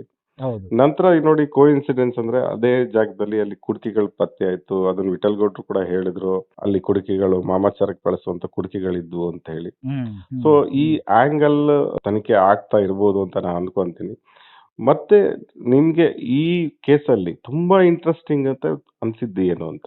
ನನಗೆ ಇಂಟ್ರೆಸ್ಟಿಂಗ್ ಅನ್ಸಿದ್ದು ಬಂಗ್ಲೆಗುಡ್ಡೆನೆ. ಯಾಕಂತಂದ್ರೆ ಒಂದು ಬಂಗ್ಲೆಗುಡ್ಡೆ ಮಾತ್ರ ಅಲ್ಲ, ಬೇರೆ ಬೇರೆ ಒಂದು ಕೆಲವಾರು ಸ್ಥಳಗಳಲ್ಲಿ ನಿಮಗೆ ಅಲ್ಲಿ ನಡ್ಕೊಂಡು ಹೋದಾಗ ಹೆಣಗಳು ಕಾಣಿಸುತ್ತೆ, ಅಂದ್ರೆ ಕಳೆಬರಗಳು ಕಾಣಿಸುತ್ತೆ. ಅಲ್ಲ, ಈ ತರದ್ ಎಲ್ಲಾರು ನೀವು ಅದೇ ಇಂಟ್ರೆಸ್ಟಿಂಗ್. ಅಲ್ಲ, ಎಲ್ಲಾರು ಇದನ್ನ ಕೇಳಿದೀರಾ ಅಂತ ನಾನು ಅಂದ್ರೆ, ಹಿಂಗೆಲ್ಲ ನಡ್ಕೊಂಡು ಯಾವ್ದೋ ಒಂದು ಗುಡ್ಡದ ಮೇಲೆ ಹೋದ್ರೆ ಒಂದು ಹೆಣ ಸಿಗುತ್ತೆ ಅನ್ನೋ ತರದ್ದು ಬೇರೆ ಎಲ್ಲಾದ್ರೂ ಇದೆಯಾ ಆ ತರದ್ದು ಸನ್ನಿವೇಶ ಅಂತ? ಇಲ್ಲ. ಯಾಕೆ ಇಲ್ಲ ಅಂತಂದ್ರೆ, ಈಗ ನಮ್ಮ ಸೌತ್ ಕೆನರಾ ಭಾಗದಲ್ಲಿ ಕೋಸ್ಟಲ್ ಏರಿಯಾದಲ್ಲಿ, ನಾವು ಕೋಸ್ಟಲ್ ಏರಿಯಾ ಅಂತಾನೆ ತಗೊಳ್ಳೋಣ, ಆಮೇಲೆ ಮತ್ತೆ ಬೇರೆ ಗುಡ್ಡಗಳದನ್ನು ಬೇಕಾದ್ರೆ ಮಾತಾಡೋಣ. ಬಹಳಷ್ಟು ಮಂದಿ ಟ್ರೆಕ್ಕಿಂಗ್ ಹೋಗ್ತಾರೆ. ನೀವು ಹೋಗಿರ್ಬೋದು, ನಾನು ಹೋಗಿದ್ದೀನಿ, ಟ್ರೆಕ್ಕಿಂಗ್ ಹೋಗ್ತಾರೆ. ನಮಗೆ ಯಾವ ಗುಡ್ಡಗಳಲ್ಲೂ ಈ ತರದ ಕಳೆಬರಗಳು ಸಿಗಲ್ಲ. It is rarest of the rare case ಆ ತರ ಸಿಕ್ಕಿದ್ರೆ. ಆದ್ರೆ ಇಲ್ಲಿ ವಿಚಿತ್ರ ಏನಂತಂದ್ರೆ, ಅದ್ ಏನು ನಮ್ಗೆ ಅಲ್ಲಿ ಹೋದಾಗ ಏನ್ ಸಿಗಲ್ಲ, ಅದಕ್ಕೆ ತದ್ವಿರುದ್ಧವಾಗಿ ಎಲ್ಲಿ ಹೋದ್ರೂ ಕಾಣಿಸುತ್ತೆ. ಎಲ್ಲಿ ಹೋದ್ರೂ ಒಂದಲ್ಲ ಒಂದು ಏನೋ ಒಂದು ತುಣುಕು ಹ್ಯೂಮನ್ ಎಲಿಮೆಂಟ್ ಕಾಣುತ್ತೆ. ಅದು ಯಾಕೆ ಅನ್ನೋದು ಬಹಳ ದೊಡ್ಡ ಯಕ್ಷ ಪ್ರಶ್ನೆ. ಅಂದ್ರೆ ಏನಕ್ಕಿರ್ಬೋದು, ಯಾಕೆ ಅಲ್ಲಿ ಕಾಣಿಸ್ತಾ ಇದೆ? ಆಮೇಲೆ ಬಹಳ ಮಂದಿ ಹೇಳಿದ್ರು ಅಲ್ಲೆಲ್ಲ ಬಂದು ಸೂಸೈಡ್ ಮಾಡ್ಕೋತಾರೆ ಅಂತ. ಈಗ ಯಾರೋ ಅವನು ಮಡಿಕೇರಿಯ ಒಬ್ಬ ವ್ಯಕ್ತಿ, ಅವನದು ಏನೋ ID ಕಾರ್ಡ್ ಅಲ್ಲಿ ಸಿಕ್ತು, ಅಯ್ಯಪ್ಪ ಅಂತ ಅನ್ಸುತ್ತೆ ಅವನ ಹೆಸರು. ಅವನ ID ಕಾರ್ಡ್ ಅಲ್ಲಿ ಸಿಕ್ತು. ಆ ವ್ಯಕ್ತಿಗೆ ನಡಿಯಕ್ ಆಗ್ತಾ ಇರ್ಲಿಲ್ಲ, ಊರ್ಗೋಲಿತ್ತು, ಆಮೇಲೆ ಅವನಿಗೆ ಐಸೈಟ್ ಪ್ರಾಬ್ಲಮ್ ಇತ್ತು. ಒಬ್ಬ ಅಷ್ಟು ಏಜ್ ಓಲ್ಡ್ ವ್ಯಕ್ತಿ ಆ ಬೆಟ್ಟ ಏನಷ್ಟು ಸುಲಭ ಇಲ್ಲ ಹತ್ತಕ್ಕೆ. ಬೇರೆ ಆಫೀಸರ್ಸ್ ಹತ್ತಕ್ಕೆ ಕಷ್ಟಪಟ್ಟಿರ್ಬೋದು. ಅಷ್ಟು ದೊಡ್ಡ ಬೆಟ್ಟವನ್ನ ಹತ್ತಿ ಅವನು ಅಲ್ಲಿ ಸುಸೈಡ್ ಮಾಡ್ತಾನೆ ಅನ್ನೋದು ನಂಬಕ್ಕಾಗಲ್ಲ. ಆಮೇಲೆ SITನೂ ಅದು ಸುಸೈಡ್ ಸ್ಪಾಟ್ ಅಲ್ಲ ಅನ್ನೋ ಒಂದು ಕನ್ಕ್ಲೂಷನ್ಗೆ ಬಂದಿದೆ. ಆಮೇಲೆ ನೀವು ಇನ್ನೊಂದು ಇಂಟ್ರೆಸ್ಟಿಂಗ್ ಸ್ಟೋರಿ ಮಾಡಿದ್ರಿ, ಅಂದ್ರೆ ಬಂಗ್ಲೆ ಗುಡ್ಡದ ಆಪೋಸಿಟ್ ಅಲ್ಲಿರೋ ಇನ್ನೊಂದು ಯಾವ್ದೋ ಒಂದು ಹಿಲ್ ಟಾಪ್ ಮೇಲೆ. ಹೌದು, ಅದು ಹೆಸರು ನನಗೆ ನೆನಪು ಬರ್ತಾ ಇಲ್ಲ, ಹಿಲಾಕ್ದು. ಅಲ್ಲಿ ಹಿಲ್ ಟಾಪ್ ಮೇಲೆ ಅದು ಮೋಸ್ಟ್ಲಿ ಅದು 9th ಸ್ಪಾಟ್ ಹತ್ರನೋ ಎಲ್ಲ ಏನೋ ಬರುತ್ತದು. ಇದು ಅಲ್ಲೂ ಅದು ಇವಾಗ್ಲೂ ಇದೆ ಅನ್ಸುತ್ತೆ, ಅದನ್ನ ತೆಗೆದೇ ಇಲ್ಲ. ಅದು ನಾವು ಬರ್ದಾದ್ಮೇಲೆ ನಾವೇನ್ ಅನ್ಕೊಂಡ್ವಿ, ಪೊಲೀಸವರು ಅದನ್ನ ಧರ್ಮಸ್ಥಳ ಪೊಲೀಸ್ ಅವರು ಅದನ್ನ ಒಂದು ಕಂಪ್ಲೇಂಟ್ ರಿಜಿಸ್ಟರ್ ಮಾಡಿಕೊಂಡು ಆ ಬಾಡಿನ ರಿಕವರಿ ಮಾಡ್ತಾರೆ ಅಂತ ಅನ್ಕೊಂಡಿದ್ವಿ. ಬಟ್ ಅದು ರಿಕವರಿ ಆಗಿಲ್ಲ. ಅದು SITನೂ ರಿಕವರಿ ಮಾಡಿಲ್ಲ, ಬಿಕಾಸ್ ಅದು SIT ವ್ಯಾಪ್ತಿನಲ್ಲಿ ಬರಲ್ಲ ಅಂತ ಹೇಳಿದ್ರು ಅವರು. It is very strange. ಯಾಕಂತಂದ್ರೆ ನಿಮ್ಗೆ 11A ಸ್ಪಾಟ್ ಏನಿದೆ ಸಿಕ್ಕಿದ್ದು, ಅದನ್ನು ಸರ್ಫೇಸ್ ಅಲ್ಲೇ ಸಿಕ್ಕಿದ್ದು. ಅದು ಅವರು ಡಿಗ್ ಮಾಡಿರೋದಲ್ಲ, ಅದನ್ನು ಸರ್ಫೇಸ್ ಅಲ್ಲಿ ಸಿಕ್ಕಿದ್ದು. ಸೊ ನಿಮಗೆ ಎಲ್ಲಾ ಹೆಣಗಳು ಅಲ್ಲಿ, ಬಹಳಷ್ಟು ಹೆಣಗಳು ಸರ್ಫೇಸ್ ಅಲ್ಲೇ ಸಿಗುತ್ತೆ. ಆಮೇಲೆ ಬಂಗ್ಲೆಗುಡ್ಡೆನಲ್ಲಿ ಇವರ ಪ್ರಕಾರ, SIT ಪ್ರಕಾರ, ಮತ್ತೆ ಡಿಗ್ ಮಾಡಿದ್ರೆ ಒಳಗಡೆನೂ ಹೆಣ ಸಿಗ್ಬೋದು ಅನ್ನೋ ಬಹಳ ಅನುಮಾನಗಳಿದೆ. ಆಮೇಲೆ ಅವ್ರಿಗೆ if it is necessary, if the investigation demands, they may carry out exhumation also, but we don't know that. ಅಲ್ಲ, ನೀವು ಹಾಕಿದ ಫೋಟೋ ಗಮನಿಸಿದ್ರೆ ಆತ ಯಾರೋ ಒಬ್ಬ ಗಂಡಸಿನ ಶವ ಬಿದ್ದಿರೋ ಅಂತ, ಅದೊಂದು ಆತರ ಪ್ಯಾಂಟ್ ಕೂಡ ಅದೇ ತರನೇ ಇದೆ. ಹೌದು. ಅದ್ರ ಒಳಗಡೆ ಅದು ದೇಹ ಕರ್ಗೋಗಿದೆ. ಹ್ಮ್ ಮೂಳೆಗಳು ಮಾತ್ರ ಉಳ್ಕೊಂಡಿದೆ. ಹ್ಮ್ ಇಂಥದ್ದನ್ನ ಒಂದು ಇಂಡಿಪೆಂಡೆಂಟ್ ಮೀಡಿಯಾ ಅದನ್ನ ಅಷ್ಟು ಧೈರ್ಯವಾಗಿ ಪಬ್ಲಿಷ್ ಮಾಡಿದ್ರು ಕೂಡ ಹ್ಮ್ ಯಾರು ಯಾಕೆ ಕನ್ಸರ್ನ್ಡ್ ಸಂಬಂಧಪಟ್ಟವ್ರು ಅದ್ರ ಬಗ್ಗೆ ತಲೆ ಕೆಡಿಸ್ಕೊಳ್ಳಿಲ್ವಲ್ಲ, ಅದು ಹೇಗ್ ಸಾಧ್ಯ ಅಂತ ಅನ್ಸುತ್ತೆ ನನಗಿನ್ನು. ಅಣ್ಣ ಅದೇ ಆಶ್ಚರ್ಯ. ಯಾಕಂತಂದ್ರೆ ಅಲ್ಲಿ ಧರ್ಮಸ್ಥಳ ಪೊಲೀಸ್ ಅವ್ರು ಯಾಕೆ ತಲೆ ಕೆಡ್ಸ್ಕೊತಾ ಇಲ್ಲ ಅದ್ರ ಬಗ್ಗೆ, ತಲೆ ಕೆಡ್ಸ್ಕೊಂಡಿಲ್ಲ ಅದ್ರ ಬಗ್ಗೆ. ಆಮೇಲೆ ಮೊದ್ಲುನು ಅಂದ್ರೆ ಅಲ್ಲಿ ಇದ್ದ ಹಳೆ ಕಾನ್ಸ್ಟೇಬಲ್ಸ್ ಗಳಾಗಿರ್ಬೋದು, ಮೊದ್ಲು ಔಟ್ ಪೋಸ್ಟ್ ಇತ್ತು ಅಲ್ಲಿ. ಆಮೇಲೆ ಪೊಲೀಸ್ ಸ್ಟೇಷನ್ ಬಂತು. ಅದ್ರ ಮೊದಲು ಬೆಳ್ತಂಗಡಿ ಪೊಲೀಸ್ ಅವರು ಬೆಳ್ತಂಗಡಿ ಪೊಲೀಸ್ ವ್ಯಾಪ್ತಿಗೆ ಬರ್ತಾ ಇತ್ತು. ಅವಾಗ್ಲೂ ಅವ್ರಿಗೆ ಅದು ಗೊತ್ತಿದ್ರೂ ಅವ್ರು ಅದ್ರ ಬಗ್ಗೆ ತಲೆ ಕೆಡ್ಸ್ಕೊಳಕ್ಕೆ ಹೋಗ್ತಾ ಇರ್ಲಿಲ್ವಾ? ಅಂದ್ರೆ ತಲೆ ಕೆಡ್ಸ್ಕೋಬಾರ್ದು ಅನ್ನೋ ಆದೇಶಗಳೇನಾದ್ರೂ ಅವ್ರಿಗೆ ಇತ್ತಾ? ಈ ತರದ ಇನ್ಸಿಡೆಂಟ್ ನಡೆಯುತ್ತೆ. ಆ ಇನ್ಸಿಡೆಂಟ್ ನಡೆದಾಗ ನನ್ಗೆ ನನ್ಗೆ ಅನ್ಸಿದ್ ಏನಂತಂದ್ರೆ ಆ ಮನುಷ್ಯ ಫ್ರಾಡ್ ಅನ್ನೋದು. 4-6 ಆಫೀಸರ್ಗಳು ಪ್ರಾಮಾಣಿಕತೆಯಿಂದ ಕೆಲಸ ಮಾಡ್ತಾ ಇಲ್ಲ ಅಂತ ಅನ್ಸುತ್ತೆ. ಅಂದ್ರೆ ಇವ್ರು ಎಷ್ಟೇ ಅದನ್ನ ದಿಕ್ಕು ತಪ್ಪಿಸಕ್ಕೆ ಟ್ರೈ ಮಾಡಿದ್ರು, ಪ್ರಯತ್ನ ಪಟ್ರು, ಅದಾಗ್ಲಿಲ್ಲ, ಅದು ಆಗೋದು ಇಲ್ಲ. ನಾನು BLR ಪೋಸ್ಟ್ ನಂದೇ ಒಂದು ವೆಬ್ಸೈಟ್ ಇದೆ, ನನ್ನ BLR ಪೋಸ್ಟ್ ನನ್ನ ಸ್ವಂತದ್ದು ಅಂತ ಏನೋ ಒಂದು ಮಾತು ಹೇಳ್ತಾರೆ. ಇದಕ್ಕೆ ನಿಮ್ಮ ಒಂದು ಕ್ಲಾರಿಟಿಯನ್ನು ಕೊಟ್ಬಿಟ್ರೆ ಒಳ್ಳೇದು ಅನ್ಸುತ್ತೆ. ನಿಮ್ಮ ಜರ್ನಲಿಸಮ್ ಅಲ್ಲಿ ನೀವು ಮಾಡಿದಂತ ಮತ್ತೊಂದು ಮಹತ್ವದ ಕೆಲಸ ಅಂದ್ರೆ ಯಡಿಯೂರಪ್ಪ ಪೋಕ್ಸೋ ಪ್ರಕರಣಕ್ಕೆ ಸಂಬಂಧಪಟ್ಟಂತೆ ಅಲ್ಲಿ ಆ ಪ್ರಕರಣ ಇವತ್ತು ಜೀವಂತವಾಗಿರೋದು ಕಾರಣ ಆಗಿದೆ. ಅದ್ರ ಬಗ್ಗೆ ಏನಾದ್ರು ಒಂದೆರಡು ಮಾತು ಹೇಳಕ್ಕಾಗತ್ತ? BLR ಪೋಸ್ಟ್ ನಲ್ಲಿ ಮಾಡಿದಂತ ವರದಿಗಳಲ್ಲಿ ತುಂಬಾ ಗಮನಿಸಬೇಕಾದ ಅಥವಾ ತುಂಬಾ ಅದ್ರ ಬಗ್ಗೆ ತುಂಬಾ ಇಂಪಾರ್ಟೆಂಟ್ ಆದ ವಿಷಯ ಏನು ಅಂತಂದ್ರೆ, ನೀವು ಅಲ್ಲಿನ ದಾಖಲೆಗಳನ್ನ ಇಟ್ಕೊಂಡು ಮಾಡಿದಂತ ವರದಿಗಳು. ಅಂದ್ರೆ ಗ್ರಾಮ ಪಂಚಾಯತಿ ದಾಖಲಾಗಿರ್ಬೋದು ಅಥವಾ ಪೊಲೀಸ್ ದಾಖಲೆಗಳನ್ನ ಇಟ್ಕೊಂಡು ಮಾಡಿದಂತ ವರದಿಗಳು. ಬಹಳಷ್ಟು ಕೇಸ್ಗಳನ್ನ SIT ಕೂಡ ಅದನ್ನು ಕೂಡ ಸೀರಿಯಸ್ ಆಗಿ ಮಾಡ್ತಾ ಇದೆ ಅನ್ನೋ ಅಂತ ಮಾಹಿತಿ ಇದೆ. ಗೊತ್ತಿಲ್ಲ ಅದು ಎಲ್ಲಿಗೆ ಹೋಗುತ್ತಾ ಅಂತ ಹೇಳಿ. ಹೌದು. ಆ ದಾಖಲೆಗಳನ್ನ ನೋಡಿದಾಗ ನಿಮ್ಗೆ ಏನ್ ಅನ್ನಿಸ್ತಾ ಇತ್ತು ಅಂತ? ಅಲ್ಲ, ದಾಖಲೆಗಳನ್ನು ನೋಡಿದಾಗ ಈಗ UDRಗಳು ಎಲ್ಲಾ ಕಡೆನೂ ಆಗುತ್ತೆ. ಈಗ ಬೇರೆ ಮೇ ಬಿ ಟೆಂಪಲ್ ಏರಿಯಾಗಳಲ್ಲೋ ಅಥವಾ ಇನ್ನೊಂದು ಯಾವುದೋ ಟೂರಿಸ್ಟ್ ಸ್ಥಳಗಳಲ್ಲೋ, ಇನ್ನೊಂದೆಲ್ಲ ಬೆಂಗಳೂರಲ್ಲೋ UDRಗಳಾಗುತ್ತೆ. ಬಟ್ ಏನು the scale of UDRs, the number of UDRs, ಆಮೇಲೆ ಒಂದು ಪ್ಯಾಟರ್ನ್ ನಾನು ಗಮನಿಸಿರೋ ಇರೋದು ಏನಂತಂದ್ರೆ, ಈ ಮೇ ಬಿ ಬಿಟ್ವೀನ್ 1990 to 2013-14 ಏನಂತಂದ್ರೆ, ಒಂದು ದಿವಸ ಗಂಡು ಮೇಲ್ ಬಾಡಿ ಪತ್ತೆ ಆಗುತ್ತೆ. Subsequently next day female body ಪತ್ತೆ ಆಗುತ್ತೆ. ಆಮೇಲೆ ಒಂದೊಂದ್ಸತಿ ಅದೇ ದಿವಸ ಮೇಲು ಫಿಮೇಲ್ ಬಾಡಿಗಳು ಬೇರೆ ಬೇರೆ ಕಡೆ ಪತ್ತೆ ಆಗುತ್ತೆ. ಅವ್ರಿಗೆ ಯಾರಿಗೂ ಕನೆಕ್ಷನ್ ಇತ್ತೋ ಕನೆಕ್ಷನ್ ಇಲ್ವೋ, ಮೋಸ್ಟ್ಲಿ ಕನೆಕ್ಷನ್ ಇದ್ದೇ ಅನ್ನೋ ಅನುಮಾನಗಳು ಕೂಡ ಬರುತ್ತೆ. ಯಾಕಂತಂದ್ರೆ ಅಲ್ಲೆಲ್ಲೋ ಹತ್ರದಲ್ಲೇ ಇರುತ್ತೆ. ಆಮೇಲೆ ಎಲ್ಲದಕ್ಕೂ ಏನಂತಂದ್ರೆ ಒಂದು ಇದಿದೆ, ಒಂದು ಸೀರೆನಲ್ಲಿ ನೇಣು ಹಾಕೊಳ್ಳೋದು, ಅಲ್ಲೆಲ್ಲೋ ಅದು ಒಂದು ಯಾವುದೋ ಒಂದು ಗೋದಾಮ್ನಲ್ಲಿ ಒಂದು ಸೀರೆನಲ್ಲಿ ನೇಣು ಹಾಕಿರೋದು, ಆ ತರದ್ದು ಸೀರೆನಲ್ಲಿ ನೇಣು ಹಾಕಿರೋದು ಎಷ್ಟೋ ಲಾಡ್ಜ್ಗಳಲ್ಲಿ ಆಗಿರುವಂತದ್ದನ್ನು ಇದೆ. ಅದೇನದು ಸೀರೆನಲ್ಲಿ ಅವರೇ ನೇಣು ಹಾಕೊಂಡಿರೋದು ಅಥವಾ ಬೇರೆ ಯಾರಾದ್ರೂ ಅಲ್ಲಿ ಬಂದು ಕೊಲೆಗಳಾಗಿರೋದು, ಈ ತರದ. ಅಂದ್ರೆ ಟು ಸಮ್ ಅಪ್ ಏನ್ ಹೇಳ್ಬೋದು ಅಂತಂದ್ರೆ, ಈ UDRಗಳನ್ನು ನೋಡಿದಾಗ ಬಹಳ ಅನುಮಾನಗಳು ಬರುತ್ತೆ. ಈಗ ನಾರ್ಮಲ್ UDRಗಳನ್ನ ನೋಡಿದಾಗ ನಮಗೆ ಅನುಮಾನಗಳು ಬರಲ್ಲ. ಬಟ್ ಇಲ್ಲಿನ UDRಗಳನ್ನ ನೋಡಿದಾಗ ಈ ವ್ಯಾಪ್ತಿನಲ್ಲಿ ಏನು ಬೆಳ್ತಂಗಡಿ, ಮೊದಲು ಬೆಳ್ತಂಗಡಿ ಆಮೇಲೆ ಧರ್ಮಸ್ಥಳದ ವ್ಯಾಪ್ತಿನಲ್ಲಿ ಬಂದ UDRಗಳನ್ನ ನೋಡಿದಾಗ ಬಹಳ ಅನುಮಾನಗಳಿಗೆ ಎಡೆ ಮಾಡಿಕೊಡುತ್ತೆ. ಆಮೇಲೆ ಮೈನರ್ಗಳು ತೀರ್ಕೊಂಡಿರೋದು, ಕೆಲವೆಲ್ಲ ಏನ್ ಮಾಡಿದ್ದಾರೆ ಅಂತಂದ್ರೆ, ಹುಡುಗಿ ಮೈನರ್ ಇರ್ತಾಳೆ, ಆದ್ರೆ ಅವಳ ಏಜನ್ನ ಬದಲಿ ಮಾಡ್ತಾರೆ. UDR ನಲ್ಲಿ ಬದಲಿ ಇರುತ್ತೆ, ಪೋಸ್ಟ್ ಮಾರ್ಟಮ್ ಇದರಲ್ಲಿ ಬದಲಿ ಏಜ್ ಇರುತ್ತೆ. ಪೋಸ್ಟ್ ಮಾರ್ಟಮ್ ಅಲ್ಲಿ ಕಾಸ್ ಆಫ್ ಡೆತ್ ಬೇರೆ ಇರುತ್ತೆ, UDR ಅಲ್ಲಿ ಕಾಸ್ ಆಫ್ ಡೆತ್ ಬೇರೆ ಇರುತ್ತೆ. ಸೊ ಈ ತರದ ತಾಳೆ ಆಗದಂತ ವಿಚಾರಗಳು ಹಲವು ಇದೆ. ಇವಾಗ ನೀವು ಮಲ್ಟಿಪಲ್ ಡಾಕ್ಯುಮೆಂಟ್ಸ್ ನ ನೀವು ಕಂಪೇರ್ ಮಾಡಿದಾಗ, so this obviously leads to, it demands comprehensive investigation, not some ಇವಾಗ ಒಂದೇನೋ 2 ತಿಂಗಳಲ್ಲೋ ಮುಗ್ಸಕ್ಕೆ ಆಗಲ್ಲ. ಬಹಳ ಟೆಕ್ನಿಕಲ್ ಆಗಿ ಮಾಡ್ಬೇಕಾಗತ್ತೆ, ಬಹಳ ಪ್ರೊಫೆಷನಲ್ ಆಗಿ ಮಾಡ್ಬೇಕಾಗತ್ತೆ. ಇಟ್ ವಿಲ್ ಟೇಕ್ ನನ್ನ ಪ್ರಕಾರ ಒಂದೂವರೆ ವರ್ಷ ತಗೋಬಹುದು ಅದನ್ನೆಲ್ಲ ಕರೆಕ್ಟ್ ಆಗಿ ಇನ್ವೆಸ್ಟಿಗೇಷನ್ ಮಾಡಿ ಯಾರು ಅದ್ರ ಹಿಂದೆ ಇದ್ದಾರೆ, ಏನು ಎತ್ತ ಅಂತ ತಿಳ್ಕೊಳ್ಳಕ್ಕೆ. ಆಮೇಲೆ ನಾನು ಕೂಡ ಅದು ದಾಖಲೆಗಳಿಗೆ ಸಂಬಂಧಪಟ್ಟಂತೆ ವಿಡಿಯೋಗಳು ಮಾಡ್ಬೇಕಾದ್ರೆ ನನಗೆ ತುಂಬಾ ಸ್ಟ್ರೈಕ್ ಆಗಿದ್ದೇನೆಂದ್ರೆ, ಅವತ್ತು ಸಿಕ್ಕಿದ ಬಾಡಿನ ಕೆಲವೇ ಗಂಟೆಗಳಲ್ಲಿ ಅದನ್ನ ದಫನ್ ಮಾಡ್ತಾ ಇದ್ದಿದ್ದು ಕಾಣಿಸುತ್ತೆ. ಅವ್ರ ಡೇಟ್ಗಳನ್ನೆಲ್ಲ ನೋಡಿದ್ರೆ ಎಲ್ಲ.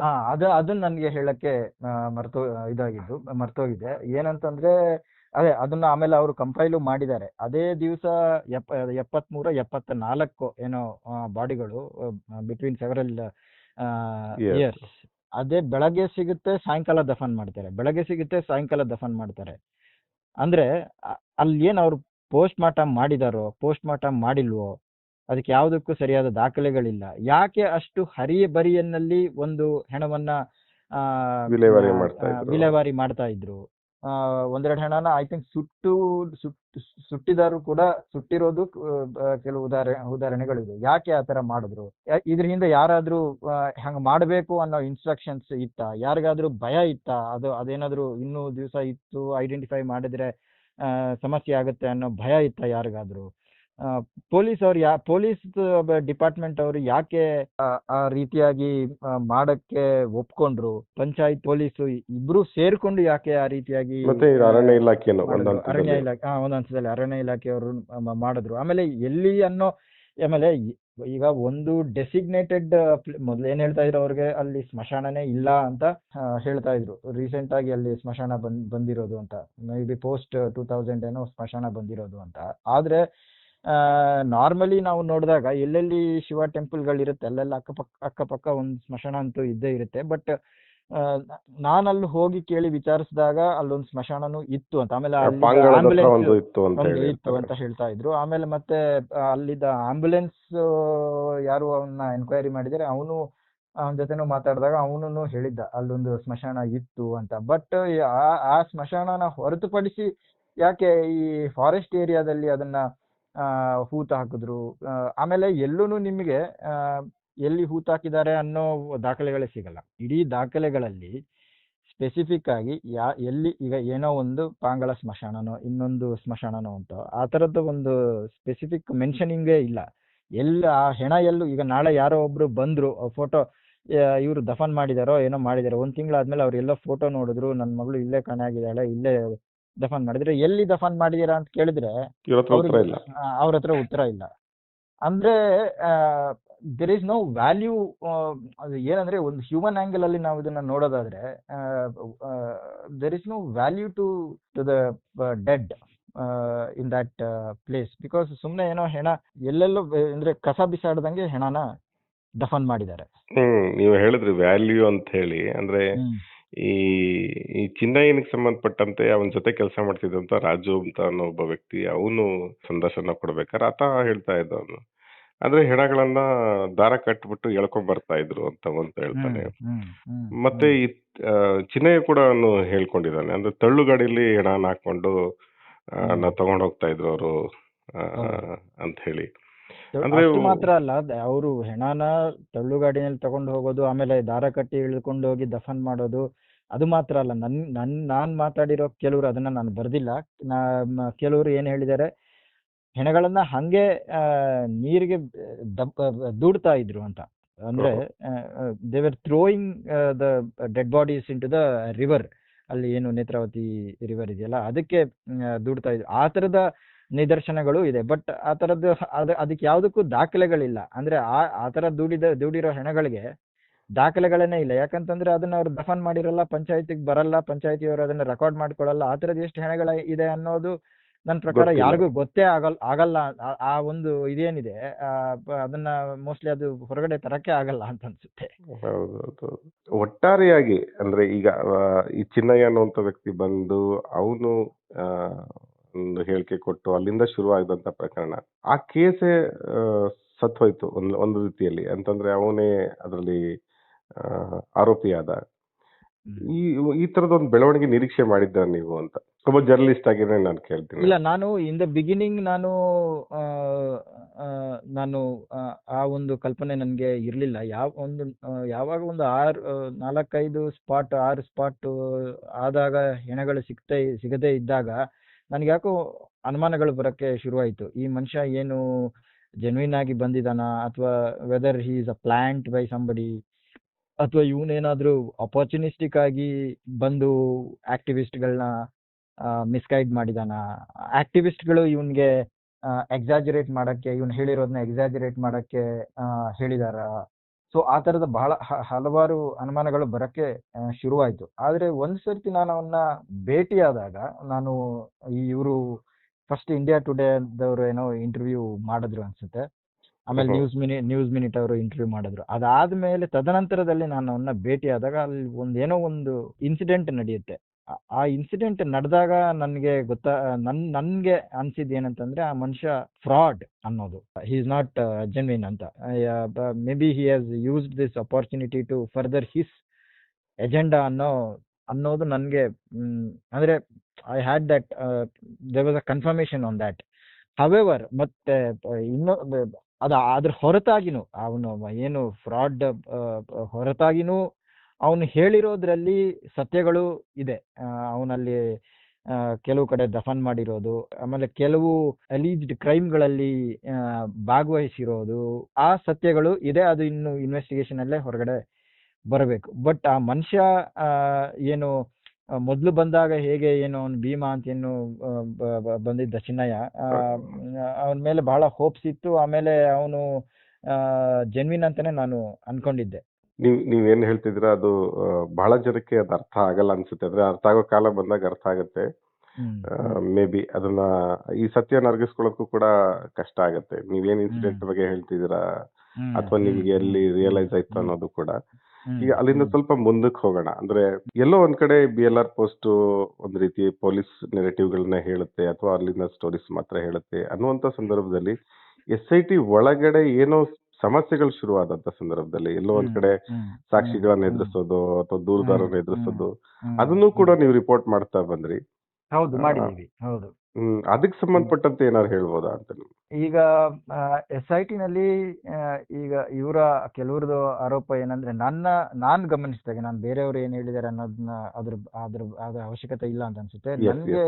ನನಗೆ ಗಮನಿಸಿದಂಗೆ 4-6 ಆಫೀಸರ್ಗಳು ಪ್ರಾಮಾಣಿಕತೆಯಿಂದ ಕೆಲಸ ಮಾಡ್ತಾ ಇಲ್ಲ ಅಂತ ಅನ್ಸುತ್ತೆ. ಅಂದ್ರೆ ಈ ಬರೋ ವಿಕ್ಟಿಮ್ಗಳನ್ನ ಹೆದರ್ಸೋದು, ಆಮೇಲೆ ಯಾಕಂತಂದ್ರೆ 4-5 ವಿಕ್ಟಿಮ್ಸ್ ನಾನ್ ಮಾತಾಡಿರೋರು ಅವರುನು ಹೇಳಿದ್ರು, ಅಂದ್ರೆ ನಮ್ಗೆ ಬಹಳ ಗದರಿದ್ರು, ಜೋರ್ ಮಾಡಿದ್ರು. ಆಮೇಲೆ ಈ ಸೌಜನ್ಯ ಕೇಸಲ್ಲಿ ಇರೋ ಒಬ್ರು ವಿಟ್ನೆಸ್ ಚಿಕ್ಕ ಕೆಂಪಮ್ಮ, ಅವ್ರಿಗೂ ಬಹಳ ಹರಾಸ್ಮೆಂಟ್ ಆಗಿದೆ. ಈ ವಿಕ್ಟಿಮ್ ಏನು ಭಯಪಡಿಸಿದ್ರೆ ಅವರು ಹೆದರಿ ಕಂಪ್ಲೇಂಟ್ ಕೊಡಲ್ಲ, ಅವರ ಕಂಪ್ಲೇಂಟ್ ಪರ್ಸ್ಯೂ ಮಾಡಲ್ಲ, ಅವರು ಸುಮ್ಮನಾಗ್ತಾರೆ ಅನ್ನೋ ಒಂದು ಇದು. ಆಮೇಲೆ ಸುಜಾತಾ ಭಟ್ ಅನ್ನೋರು, ಅವರು ಆನ್ ರೆಕಾರ್ಡ್ ಏನ್ ಹೇಳಿದ್ರು ಯಾವ್ದೋ ಒಂದು ಮೀಡಿಯಾದಲ್ಲಿ, ಯೂಟ್ಯೂಬ್ ಚಾನಲ್ ಅಲ್ಲಿ ಅನ್ಸುತ್ತೆ, ನನಗೆ ಮೊಬೈಲ್ ಫೋನ್ ಕೊಟ್ರು. ಇವ್ರು ಯಾಕೆ SIT ಅವರು ಅವ್ರಿಗೆ ಮೊಬೈಲ್ ಫೋನ್ ಕೊಡ್ಬೇಕು? ಅಂದ್ರೆ ಸುಜಾತಾ ಭಟ್ ಅವ್ರದ್ದು ಹೇಳೋದು ಸತ್ಯನೂ ಇರ್ಬೋದು, ಸುಳ್ಳು ಇರ್ಬೋದು, ನಿಮ್ಮ ಆ ಟ್ರ್ಯಾಕ್ ರೆಕಾರ್ಡ್ ನೋಡಿದ್ರೆ.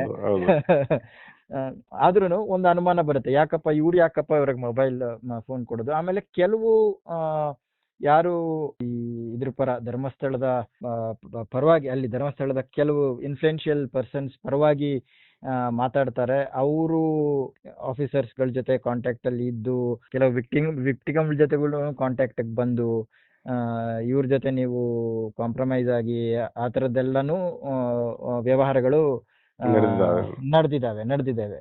ಆ ಕಾರಣದಿಂದಾಗಿ there is a question of integrity of some police officers. But investigation ಅನ್ನೋದು ಏನು SIT ಇನ್ವೆಸ್ಟಿಗೇಷನ್ ನಡೀತಾ ಇದೆ, ಪೂರ್ತಿಯಾಗಿ ಅವ್ರ ಕೈಯಲ್ಲಿ ಇಲ್ಲ. and given the reputation and the working style of SIT chief, sometimes ಅವರು ಅಂದ್ರೆ he gives leverage also, but ಬಹಳ ಮೈಕ್ರೋ ಮ್ಯಾನೇಜ್ಮೆಂಟ್ನು ಮಾಡ್ತಾರೆ. ಅಂದ್ರೆ ಯಾವುದನ್ನು ಅವರು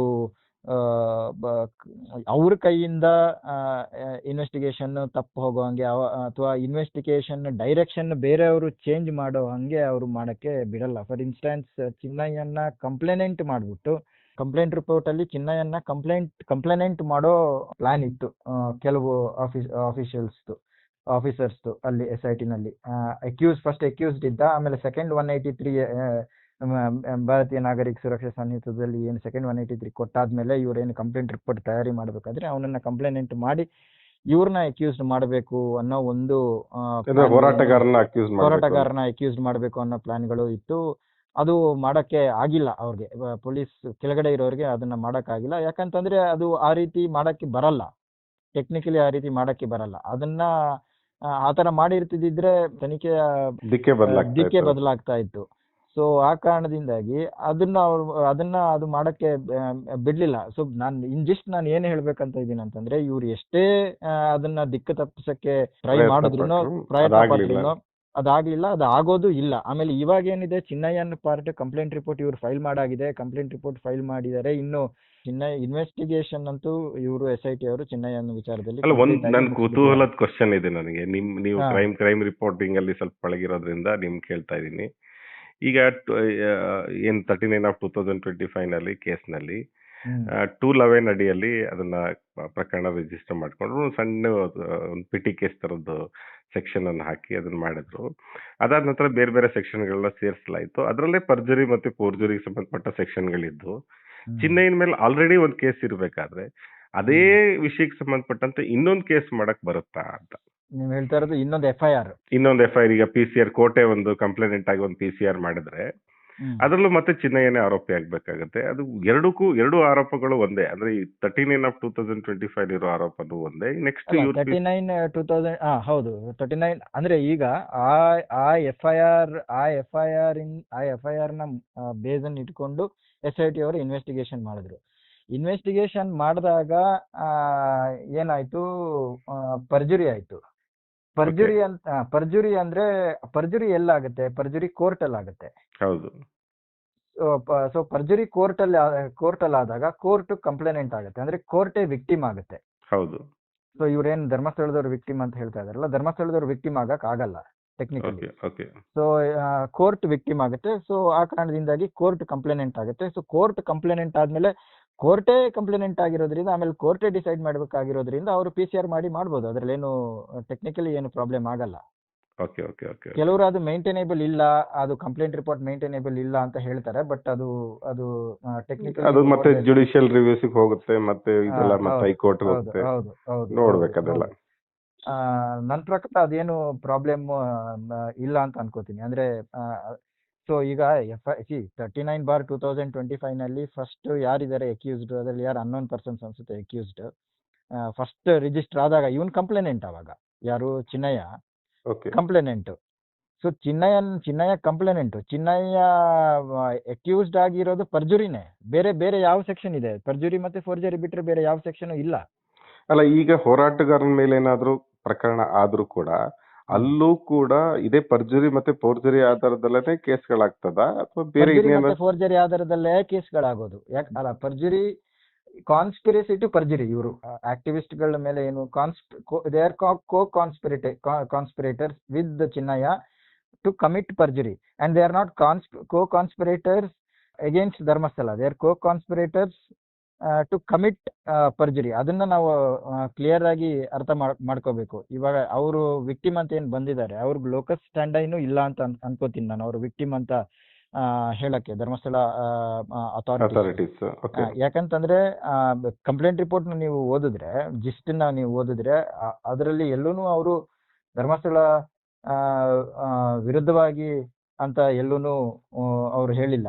ಅಂದ್ರೆ ಅವರು ಅಲ್ಲೇನಿದೆ ಅಲಿಗೇಷನ್ಸ್, ಅಲ್ಲಿ ಯಾರಿಗೂ ಅವರು ಕ್ಲೀನ್ ಚಿಟ್ ಕೊಟ್ಟಿಲ್ಲ ಇನ್ನೂ. ಯಾಕಂತಂದ್ರೆ ಇನ್ವೆಸ್ಟಿಗೇಷನ್ ಇನ್ನೂ ಚಾಲ್ತಿಯಲ್ಲಿ ಇರೋದ್ರಿಂದ ಕ್ಲೀನ್ ಚಿಟ್ ಈಗ ಯಾರಿಗೂ ಕೊಡಕ್ ಬರಲ್ಲ. ಕ್ಲೀನ್ ಚಿಟ್ ನಾಳೆ ಕೊಟ್ಟರು ಕೊಡ್ಬೋದು, ನಾಳೆ ಕೊಡದೇ ಇದ್ರು ಕೊಡ್ಬೋದು. ಸೊ ಈ ಹಂತದಲ್ಲಿ ಯಾರಿಗೂ ಅವರು ಕ್ಲೀನ್ ಚಿಟ್ ಕೊಟ್ಟಿಲ್ಲ. So it is just co-conspirators to commit perjury. So ಬರೀ ಅದೇ ಸ್ಕೋಪ್ ಇರೋದು ಅಷ್ಟೇ ಅದರಲ್ಲಿ. ಅದ್ರ ಬಿಯಾಂಡ್ ಏನು ಸ್ಕೋಪ್ ನನ್ಗೆ ಕಾಣಿಸಲ್ಲ. ಓಕೆ. ಬಹಳಷ್ಟು ವಿಷಯಗಳ ಬಗ್ಗೆ ಮಾತಾಡಿದ್ರಿ, ಕೆಲವು ಕ್ಲಾರಿಟಿಗಳನ್ನ ನಮ್ಮ ವೀಕ್ಷಕರಿಗೂ ಕೂಡ ಕೊಟ್ಟಿದ್ದೀರಿ. ಕೊನೆಯದಾಗಿ ಒಂದು ಪ್ರಶ್ನೆ, ಸ್ವಲ್ಪ ನಿಮ್ ಮುಜುಗರ ಆಗ್ಬೋದಾದಂತ ಒಂದು ಪ್ರಶ್ನೆ ಕೇಳ್ತೀನಿ. ಒಂದು ಆಡಿಯೋ ವೈರಲ್ ಆಗ್ತಾ ಇದೆ. ಅಂದ್ರೆ ಒಂದು ಪ್ರಕರಣಕ್ಕೆ ಸಂಬಂಧಪಟ್ಟಂತೆ ಪತ್ರಕರ್ತರಾದಂತ ಶರತ್ ಶರ್ಮಾ ಕಲಗಾರು ಅಂತ ಹೇಳಿ ಹ್ಮ್ ಅಂದ್ರೆ ಹ್ಮ್ ಸಾಧಾರಣವಾಗಿ ಪತ್ರಕರ್ತರದ್ದು ಒಂದು ಸಣ್ಣ ಕಮ್ಯುನಿಟಿ, ಎಲ್ಲರೂ ಕೂಡ ಒಬ್ರನ್ನೊಬ್ರು ಗೊತ್ತಿರ್ತದೆ. ಅಂದ್ರೆ ಹ್ಮ್ ಈ ಶರತ್ ಶರ್ಮಾ ನನಗೂ ಕೂಡ ಗೊತ್ತಿರುವಂತ ವ್ಯಕ್ತಿನೇ, ನಿಮಗೂ ಬಹುಶಃ ನನಗೂ ಗೊತ್ತಿರುವಂತ ಗೊತ್ತಿರೋ. ನನಗೂ ಬಹಳ ಪರಿಚಯ ಇರುವಂತಾನೆ ವ್ಯಕ್ತಿ ಶರತ್ ಶರ್ಮಾ ಕಲಾಗಾರರು. ಹೌದು. ಆ, ಆ, ತುಂಬಾ ಬುದ್ಧಿವಂತ, ತುಂಬಾ ಹ್ಮ್ ಅಂದ್ರೆ ಹ್ಮ್ ಹ್ಮ್ ಪ್ರೊಫೆಷನಲ್ ಆಗಿ ಹ್ಮ್ ಜರ್ನಲಿಸಂ ಮಾಡ್ಕೊಂಡು ಬಂದಂತ ವ್ಯಕ್ತಿ. ಹ್ಮ್ ಏನೋ ಹ್ಮ್ ಆತ ಕುಡಿದು ಏನೋ ಮಾತಾಡಿರುವಂತದ್ದು ವೈರಲ್ ಹ್ಮ್ ಆಗಿದೆ. ಹ್ಮ್ ಅದಕ್ಕೆ ಹ್ಮ್ ಸಂಬಂಧಪಟ್ಟಂತೆ ಅಂದ್ರೆ ಅಲ್ಲಿ ಆತ ಹೇಳ್ಕೊಳ್ತಾರೆ ಅಂದ್ರೆ ಹ್ಮ್ ಆ, ನಾನು BLR ಪೋಸ್ಟ್ ನಂದೇ ಒಂದು ವೆಬ್ಸೈಟ್ ಇದೆ, ನನ್ನ BLR ಪೋಸ್ಟ್ ನನ್ನ ಸ್ವಂತದ್ದು ಅಂತ ಏನೋ ಒಂದು ಮಾತು ಹ್ಮ್ ಹೇಳ್ತಾರೆ. ಹ್ಮ್ ಹ್ಮ್ ಹ್ಮ್ ಇದಕ್ಕೆ ಹ್ಮ್ ನಿಮ್ಮ ಆ, ಒಂದು ಒಂದು ಕ್ಲಾರಿಟಿಯನ್ನು ಕೊಟ್ಬಿಟ್ರೆ ಒಳ್ಳೇದು ಅನ್ಸುತ್ತೆ. ನನಗೆ ಆ ಮನುಷ್ಯ ಬ್ಯಾಕ್ಗ್ರೌಂಡ್ ಹೇಳ್ಬಿಡ್ತೀನಿ. ಆಮೇಲೆ ಮತ್ತೆ BLR ಪೋಸ್ಟಿಗೆ ಬರ್ತೀನಿ. ನನಗೆ ಸಿಟಿ ಮೈಸೂರಲ್ಲಿ ನಾನು ಇಂಟರ್ನ್ಶಿಪ್ ಮಾಡ್ತಾ ಇದ್ದೆ ಒಂದು ನ್ಯೂಸ್ ಪೇಪರಲ್ಲಿ. ಆ ಸಮಯದಲ್ಲಿ ನನಗೆ ಆ ವ್ಯಕ್ತಿ ಪರಿಚಯ ಆಗಿರೋದು ಸಿಟಿ ಟುಡೇನಲ್ಲಿ. ಆ ವ್ಯಕ್ತಿ ಸಿಟಿ ಟುಡೇನಲ್ಲಿ ಕೆಲಸ ಮಾಡ್ತಾ ಇದ್ರು. ಮೊದಲು ಇತ್ತದು, ಇವಾಗ ಆ ಪತ್ರಿಕೆ ಇಲ್ಲ ಅಂತ ಅನ್ಕೋತೀನಿ. ಆ, ಆಗ ಅಲ್ಲಿ ಪರಿಚಯ ಆಗಿದ್ದು. ಆಮೇಲೆ ಆಮೇಲೆ ಜಾಸ್ತಿ ಒಡನಾಟ ನನಗೆ ಅವ್ರ ಜೊತೆ ಇರಲಿಲ್ಲ. ನಾನು ಯಾವಾಗ ಬೆಂಗಳೂರಿಗೆ ಬಂದೆ, ಇಲ್ಲಿ ಒಂದು ನ್ಯೂಸ್ ವೆಬ್ಸೈಟಲ್ಲಿ ಕೆಲಸ ಮಾಡ್ತಾ ಇದ್ದೆ. ಆವಾಗ ನನಗೆ ಮತ್ತೆ ಅವರು ಪರಿಚಯಕ್ಕೆ ಬಂದರು. ಅವರು ಏನು ಈ ಬ್ಯೂರೋಕ್ರಸಿ, ಆಮೇಲೆ crime, I P S contacts, ಆಮೇಲೆ ಅಲ್ಲಿಂದ ಸುದ್ದಿ ತೆಗೆಯೋ ಚಾಕಚಕ್ಯತೆ ಎಲ್ಲನೂ ಭಾಳ, ಅಂದರೆ ಭಾಳ ಪ್ರೊಫೆಷನಲ್ ಆಗಿ, ಭಾಳ ಸ್ಕಿಲ್ಡ್ ಆಗಿ ಮಾಡ್ತಾ ಇದ್ರು. ಹೌದು, ಸೊ ಹೌದು. I was impressed by his work. So ನಾವು ಆ ಥರ ಡಿಸ್ಕಷನ್ಸು, ಡಿಬೇಟು ಮಾಡ್ತಾ ಇದ್ವಿ. ಆಮೇಲೆ ನಾವು ಯಾವತ್ತೂ ನಾವು ಸುದ್ದಿಗಳನ್ನ ಶೇರ್ ಮಾಡ್ತಾ ಇರಲಿಲ್ಲ. ಅವರು ಆಮೇಲೆ ಮತ್ತೆ ದೊಡ್ಡ ದೊಡ್ಡ ಚಾನೆಲ್ಗಳಲ್ಲಿ ಎಡಿಟರ್ ಆಗಿನೂ ಕೆಲಸ ಮಾಡಿದ್ರು. ಆಮೇಲೆ ಕೆಲವು ವರ್ಷಗಳ ಹಿಂದೆ ಅವರು ಕೆಲಸ ಕಳ್ಕೊಂಡಾದ್ಮೇಲೂ ಚೆನ್ನಾಗೇ ಇದ್ರು. ಆ ಟೈಮಲ್ಲೂ ಆ ಟೈಮಲ್ಲಿ ನನಗೆ ಒಂದೆರಡು ಸುದ್ದಿಗಳನ್ನ ಅವರು ಕೊಟ್ಟಿದ್ರು. ಬಹಳ ದೊಡ್ಡ ಸುದ್ದಿಗಳೇ, ಅಂದ್ರೆ ಲೀಡ್ಸ್ ಕೊಟ್ಟಿದ್ರು. ನಾನು ಅದನ್ನ ಇನ್ವೆಸ್ಟಿಗೇಷನ್ ಮಾಡಿ ನಾನು ಆ ಸ್ಟೋರಿನ ಬರ್ದಿರೋವಂಥದ್ದು. ಸೊ ನಾರ್ಮಲಿ ನಾವು ಜರ್ನಲಿಸ್ಟ್ಗಳಂತಂದ್ರೆ ನಮ್ಮ ಸರ್ಕಲ್ಲೇ ಭಾಳ ಸಣ್ಣದು. ಜರ್ನಲಿಸಮ್ ಸರ್ಕಲ್ ಭಾಳ ದೊಡ್ಡ ಸರ್ಕಲ್. ಏನು ಲಾಯರ್ ಥರ ಲಕ್ಷಗಟ್ಟಲೆ ಏನೋ ಹೌದು, ಹೌದು, ಹೌದು. ಲಾಯರ್ಸ್ಗಳು ಇದ್ದಂಗೆ ನಮ್ಮ ಜರ್ನಲಿಸಮಲ್ಲಿ ಅಷ್ಟು ಮಂದಿ ಇಲ್ಲ. ಆಮೇಲೆ ಒಂದು ಲೈಕ್ ಮೈಂಡೆಡ್ಡು ಅನ್ನೋ ಕಾರಣಕ್ಕಾಗಿ ಒಡನಾಟ ಇತ್ತು with any other like minded journalist. ಇವ್ರ ಜೊತೆನೂ ನಮಗೆ ಸ್ನೇಹ ಇತ್ತು. ಆದರೆ ಅವರು ಏನು BLR ಪೋಸ್ಟ್ಗೂ ಅವ್ರಿಗೂ ಸಂಬಂಧ ಇಲ್ಲ. ಇನ್ಫ್ಯಾಕ್ಟ್ ಅವ್ರಿಗೆ BLR ಪೋಸ್ಟ್ ಯಾರ್ದು ಅಂತಲೂ ಗೊತ್ತಿರಲಿಲ್ಲ. ಬಿಕಾಸ್ ನಾನು BLR ಪೋಸ್ಟ್ ಶುರು ಮಾಡಿದಾಗ ನಾನು ಅದನ್ನು ಶುರು ಮಾಡ್ತಾ ಇದ್ದೀನಿ, ನಾನು ಮಾಡ್ತಾ ಇದ್ದೀನಿ, ನಾನು ಬರಿತಾ ಇದ್ದೀನಿ ಅನ್ನೋದನ್ನ ನಾನು ಯಾರಿಗೂ ಹೇಳಿರಲಿಲ್ಲ. ಒಂದು ಹಂತದಲ್ಲಿ ಹೇಗೋ ಅವ್ರಿಗೆ ಗೊತ್ತಾಯಿತು. ಆಮೇಲೆ 4-6 ಸರ್ತಿ ನಾವು ಮಾತಾಡಿದ್ವಿ. ಬಿಟ್ಟರೆ BLR ಪೋಸ್ಟ್ಗೂ ಅವ್ರಿಗೂ ಯಾವ ಸಂಬಂಧನೂ ಇಲ್ಲ. ಅವ್ರ ಹತ್ರ ಇನ್ಫಾರ್ಮೇಷನ್ ನಾವು BLR ಪೋಸ್ಟಲ್ಲಿ ಬರಿಬೇಕಾದ್ರೆ ಕೆಲವು IPS ಇನ್ಫಾರ್ಮೇಷನ್ಗಳೆಲ್ಲ ನಾವು ತಗೊಂಡಿಲ್ಲ ಅಂತಲ್ಲ. ಬಟ್ BLR ಪೋಸ್ಟ್ಗೂ ಅವ್ರಿಗೂ ಯಾವುದೇ ಆದಂಥ ಅಂದ್ರೆ is not association. He is not part of owner, BLR post. He is is not not owner, owner, he is is not not. Partner, he is not cofounder, and he is not even a stake holder. Is not a reporter also. He is not a reporter also. Okay, okay, okay. Hmm. ಇದು ಒಂದು clarity ಇರ್ಲಿ ಅಂತ, ಯಾಕೆಂದ್ರೆ ಸುಮ್ಮನೆ ಅದೊಂದು ಅಪಪ್ರಚಾರ ಆಗ್ಬಾರ್ದು ಅಂತೆಲ್ಲ. ಆ ಅದೇ ವ್ಯಕ್ತಿ ಯಾವ ನನಗೂ ಕಾರಣಕ್ಕಾಗಿ. ಕೇಳಿ ನನಗೆ ಶಾಕ್ ಆಯ್ತು. ಹ್ಮ್. ನಾವು ಆಮೇಲೆ ಅದಕ್ಕೆ ನಾವು ಕ್ಲಾರಿಫಿಕೇಶನ್ ಕೊಡಬೇಕಾಗಿ ಬಂತು. ಆಮೇಲೆ ಕುಡಿದು ಮಾತಾಡಿದ್ದಾರೆ. It looks like he has gone mentally insane. Because ಆ ಮನುಷ್ಯನ ನಾನು ಫಸ್ಟ್ ಟೈಮ್ ಆ ಥರ ಮಾತಾಡೋದನ್ನ ಕೇಳಿರೋದು. ಅಷ್ಟು ಕುಡ್ದಾಗ ಮನುಷ್ಯ ವಿಚಿತ್ರವಾಗಿ ಮಾತಾಡ್ತಾರೆ. ಬಟ್ ಈ ಥರ ಒಂದು ಪೊಲೀಸ್ಗೆ ಒಂದು ಎಕ್ಸ್ಟಾರ್ಷನ್ ಮಾಡುವಂಥದ್ದು ಅದು ಬಹಳ ತಪ್ಪು, ಖಂಡನೀಯ.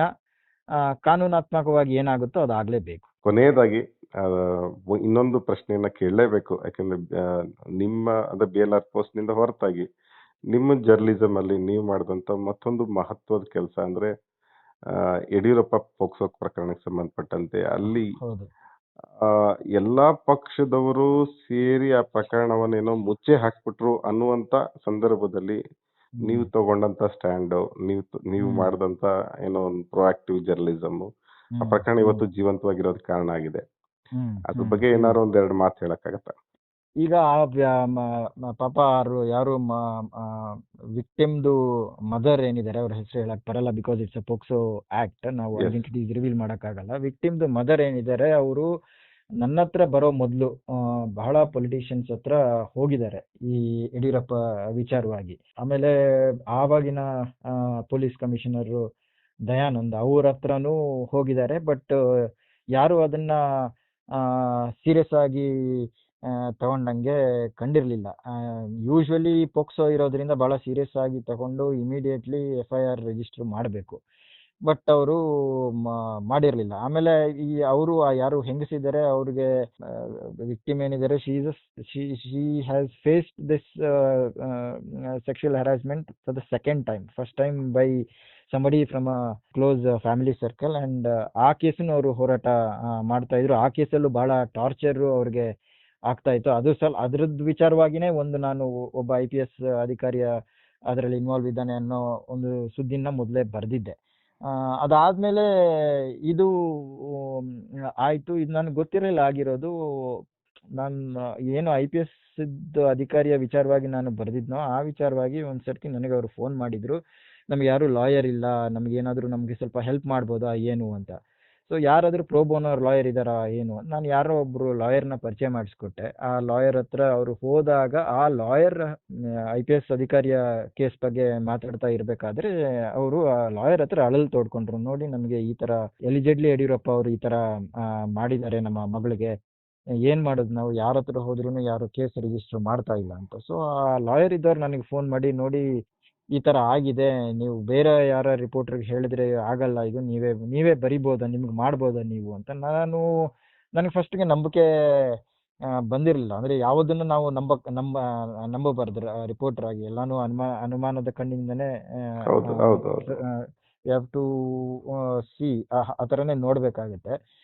ನಾನೇನ್ ಮಾಡಿದೆ, ವಿಕ್ಟಿಮ್ನ ಮಾತಾಡ್ಬೋದಾ ಅಂತ ಕೇಳಿದಾಗ ಅವರು ಓಕೆ, ವಿಕ್ಟಿಮ್ನ ನಾವು ಕರ್ಕೊಂಬರ್ತೀವಿ ಅಂತ ಅವರು ಕರ್ಕೊಂಬಂದ್ರು ಒಂದು ಸ್ಥಳಕ್ಕೆ. ಅಲ್ಲಿ ನಾನು ವಿಕ್ಟಿಮ್ ಹತ್ರ ಒಂದು ಗಂಟೆ 1.5 ಗಂಟೆ ಮಾತಾಡಿದಾಗ ನನಗೆ ಕನ್ವಿನ್ಸ್ ಆಯ್ತು ಇವರು ಹೇಳ್ತಾ ಇರೋದು ನಿಜ ಅಂತ, ಸತ್ಯ ಇದೆ ಅಂತ. ಮತ್ತೆ ಅದಕ್ಕೆ ಸಪೋರ್ಟಿವ್ ಆಗಿ ಅವ್ರ ಹತ್ರ ಒಂದು ವಿಡಿಯೋ ಇತ್ತು, ಆಡಿಯೋ ಇತ್ತು, ವಿಡಿಯೋ ಇತ್ತು. ಅವ್ರು ಹೋಗಿ ಆಮೇಲೆ ಕನ್ಫ್ರಂಟ್ ಮಾಡೋದು, ಅಂದ್ರೆ ಇನ್ಸಿಡೆಂಟ್ ಆದ್ಮೇಲೆ ಕನ್ಫ್ರಂಟ್ ಮಾಡೋದು.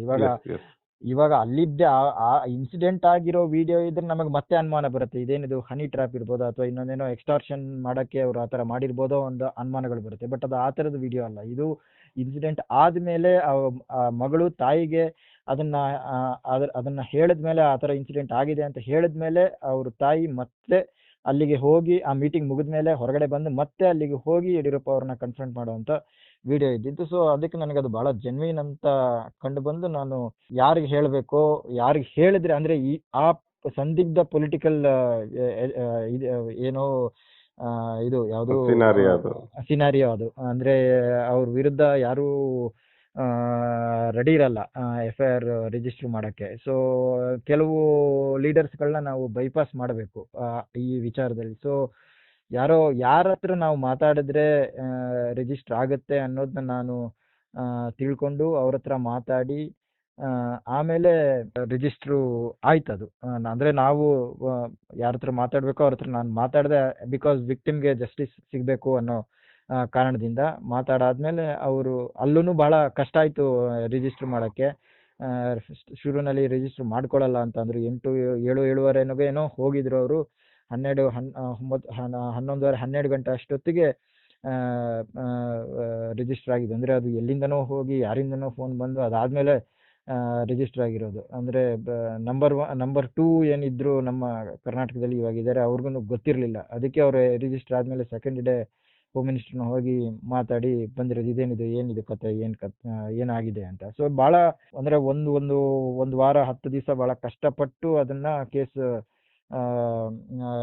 ರಿಜಿಸ್ಟರ್ ಮಾಡಿದ್ದು. ಸೊ ಇವಾಗ ಇಲ್ಲಿ ತನಕ ಬಂದಿದೆ. ಈಗ ಸುಪ್ರೀಂ ಕೋರ್ಟ್ಗೆ ಮತ್ತೆ ಅವರು ಹೋಗಿದ್ದಾರೆ. ಸುಪ್ರೀಂ ಕೋರ್ಟ್ ಅಲ್ಲೂ ಇವ್ರ ಪರ ವಕೀಲರು, ಮೋಸ್ಟ್ಲಿ ವಕಾಲತ್ ಯಾರು ವಿಕ್ಟಿಮ್ ಪರ ವಕೀಲರು, ಹೆಂಗೂ ಸ್ಟೇಟ್ ಅಂತ ಅಪೋಸ್ ಮಾಡುತ್ತೆ, ರವಿವರ್ಮ ಕುಮಾರ್ ಅವರು ಇದ್ದಾರೆ ಅದರಲ್ಲಿ. ಅವರು ಒಳ್ಳೆ ಕೆಲಸ ಮಾಡಿದ್ದಾರೆ. ಇಲ್ಲಿದೆ ಹೈಕೋರ್ಟ್ ಅಲ್ಲಿ ಅದು ಅವ್ರ ಫೇವರ್ ಆಗಿಲ್ಲ, ಯಡಿಯೂರಪ್ಪ ಅವ್ರ ಫೇವರ್ ಆಗಿಲ್ಲ. ಈಗ ಸುಪ್ರೀಂ ಕೋರ್ಟಲ್ಲಿ ವಿಕ್ಟಿಮ್ ಪರವಾಗಿನೂ ನಾಳೆ ನಾಡಿದ್ರಲ್ಲಿ ಮೋಸ್ಟ್ಲಿ ವಕಾಲತ್ ಹಾಕ್ತಾರೆ. ಅಲ್ಲೂ ನನ್ನ ಪ್ರಕಾರ ಅದು ರಿಜೆಕ್ಟ್ ಆಗ್ಬೋದು. Collective I hope the judiciary will take right decision. ಅದಾದ್ಮೇಲೆ ಟ್ರಯಲ್ಗೆ ಬರುತ್ತೆ. ಆಮೇಲೆ ವಿಕ್ಟಿಮು ಭಾಳ ಸ್ಟ್ರಾಂಗ್ ಆಗಿ ಇದ್ದಾರೆ. 163 ಇವಾಗ 183 ಅಲ್ವಾ, 164 ಅನ್ಸುತ್ತೆ. ಸೊ 164 ಅವಾಗ 164 ಭಾಳ ಸ್ಟ್ರಾಂಗ್ ಆಗಿ ಕೊಟ್ಟಿದ್ದಾರೆ. ನನ್ನ ಪ್ರಕಾರ ಕಾನ್ವಿಕ್ಷನ್ ಆಗ್ಬೋದು. ತುಂಬಾ ಧನ್ಯವಾದಗಳು. ಬಹಳ ಲೆಂತಿಯಾಗಿ ಮಾತಾಡಿದಿರ, ಎಲ್ಲ ವಿಷಯಗಳನ್ನು ಕೂಡ ಬಹಳ ಮಾಡಿದಿರ. ತುಂಬಾ ವಿಷಯಗಳನ್ನ ಬಿಟ್ವೀನ್ ದ ಲೈನ್ಸ್ ಕೂಡ ಹೇಳಿದಿರ. ಅದನ್ನ ನಮ್ಮ ವೀಕ್ಷಕರು ಅರ್ಥ ಮಾಡ್ಕೋತಾರೆ ಅಂತ ನಾನು ಭಾವಿಸ್ತೀನಿ.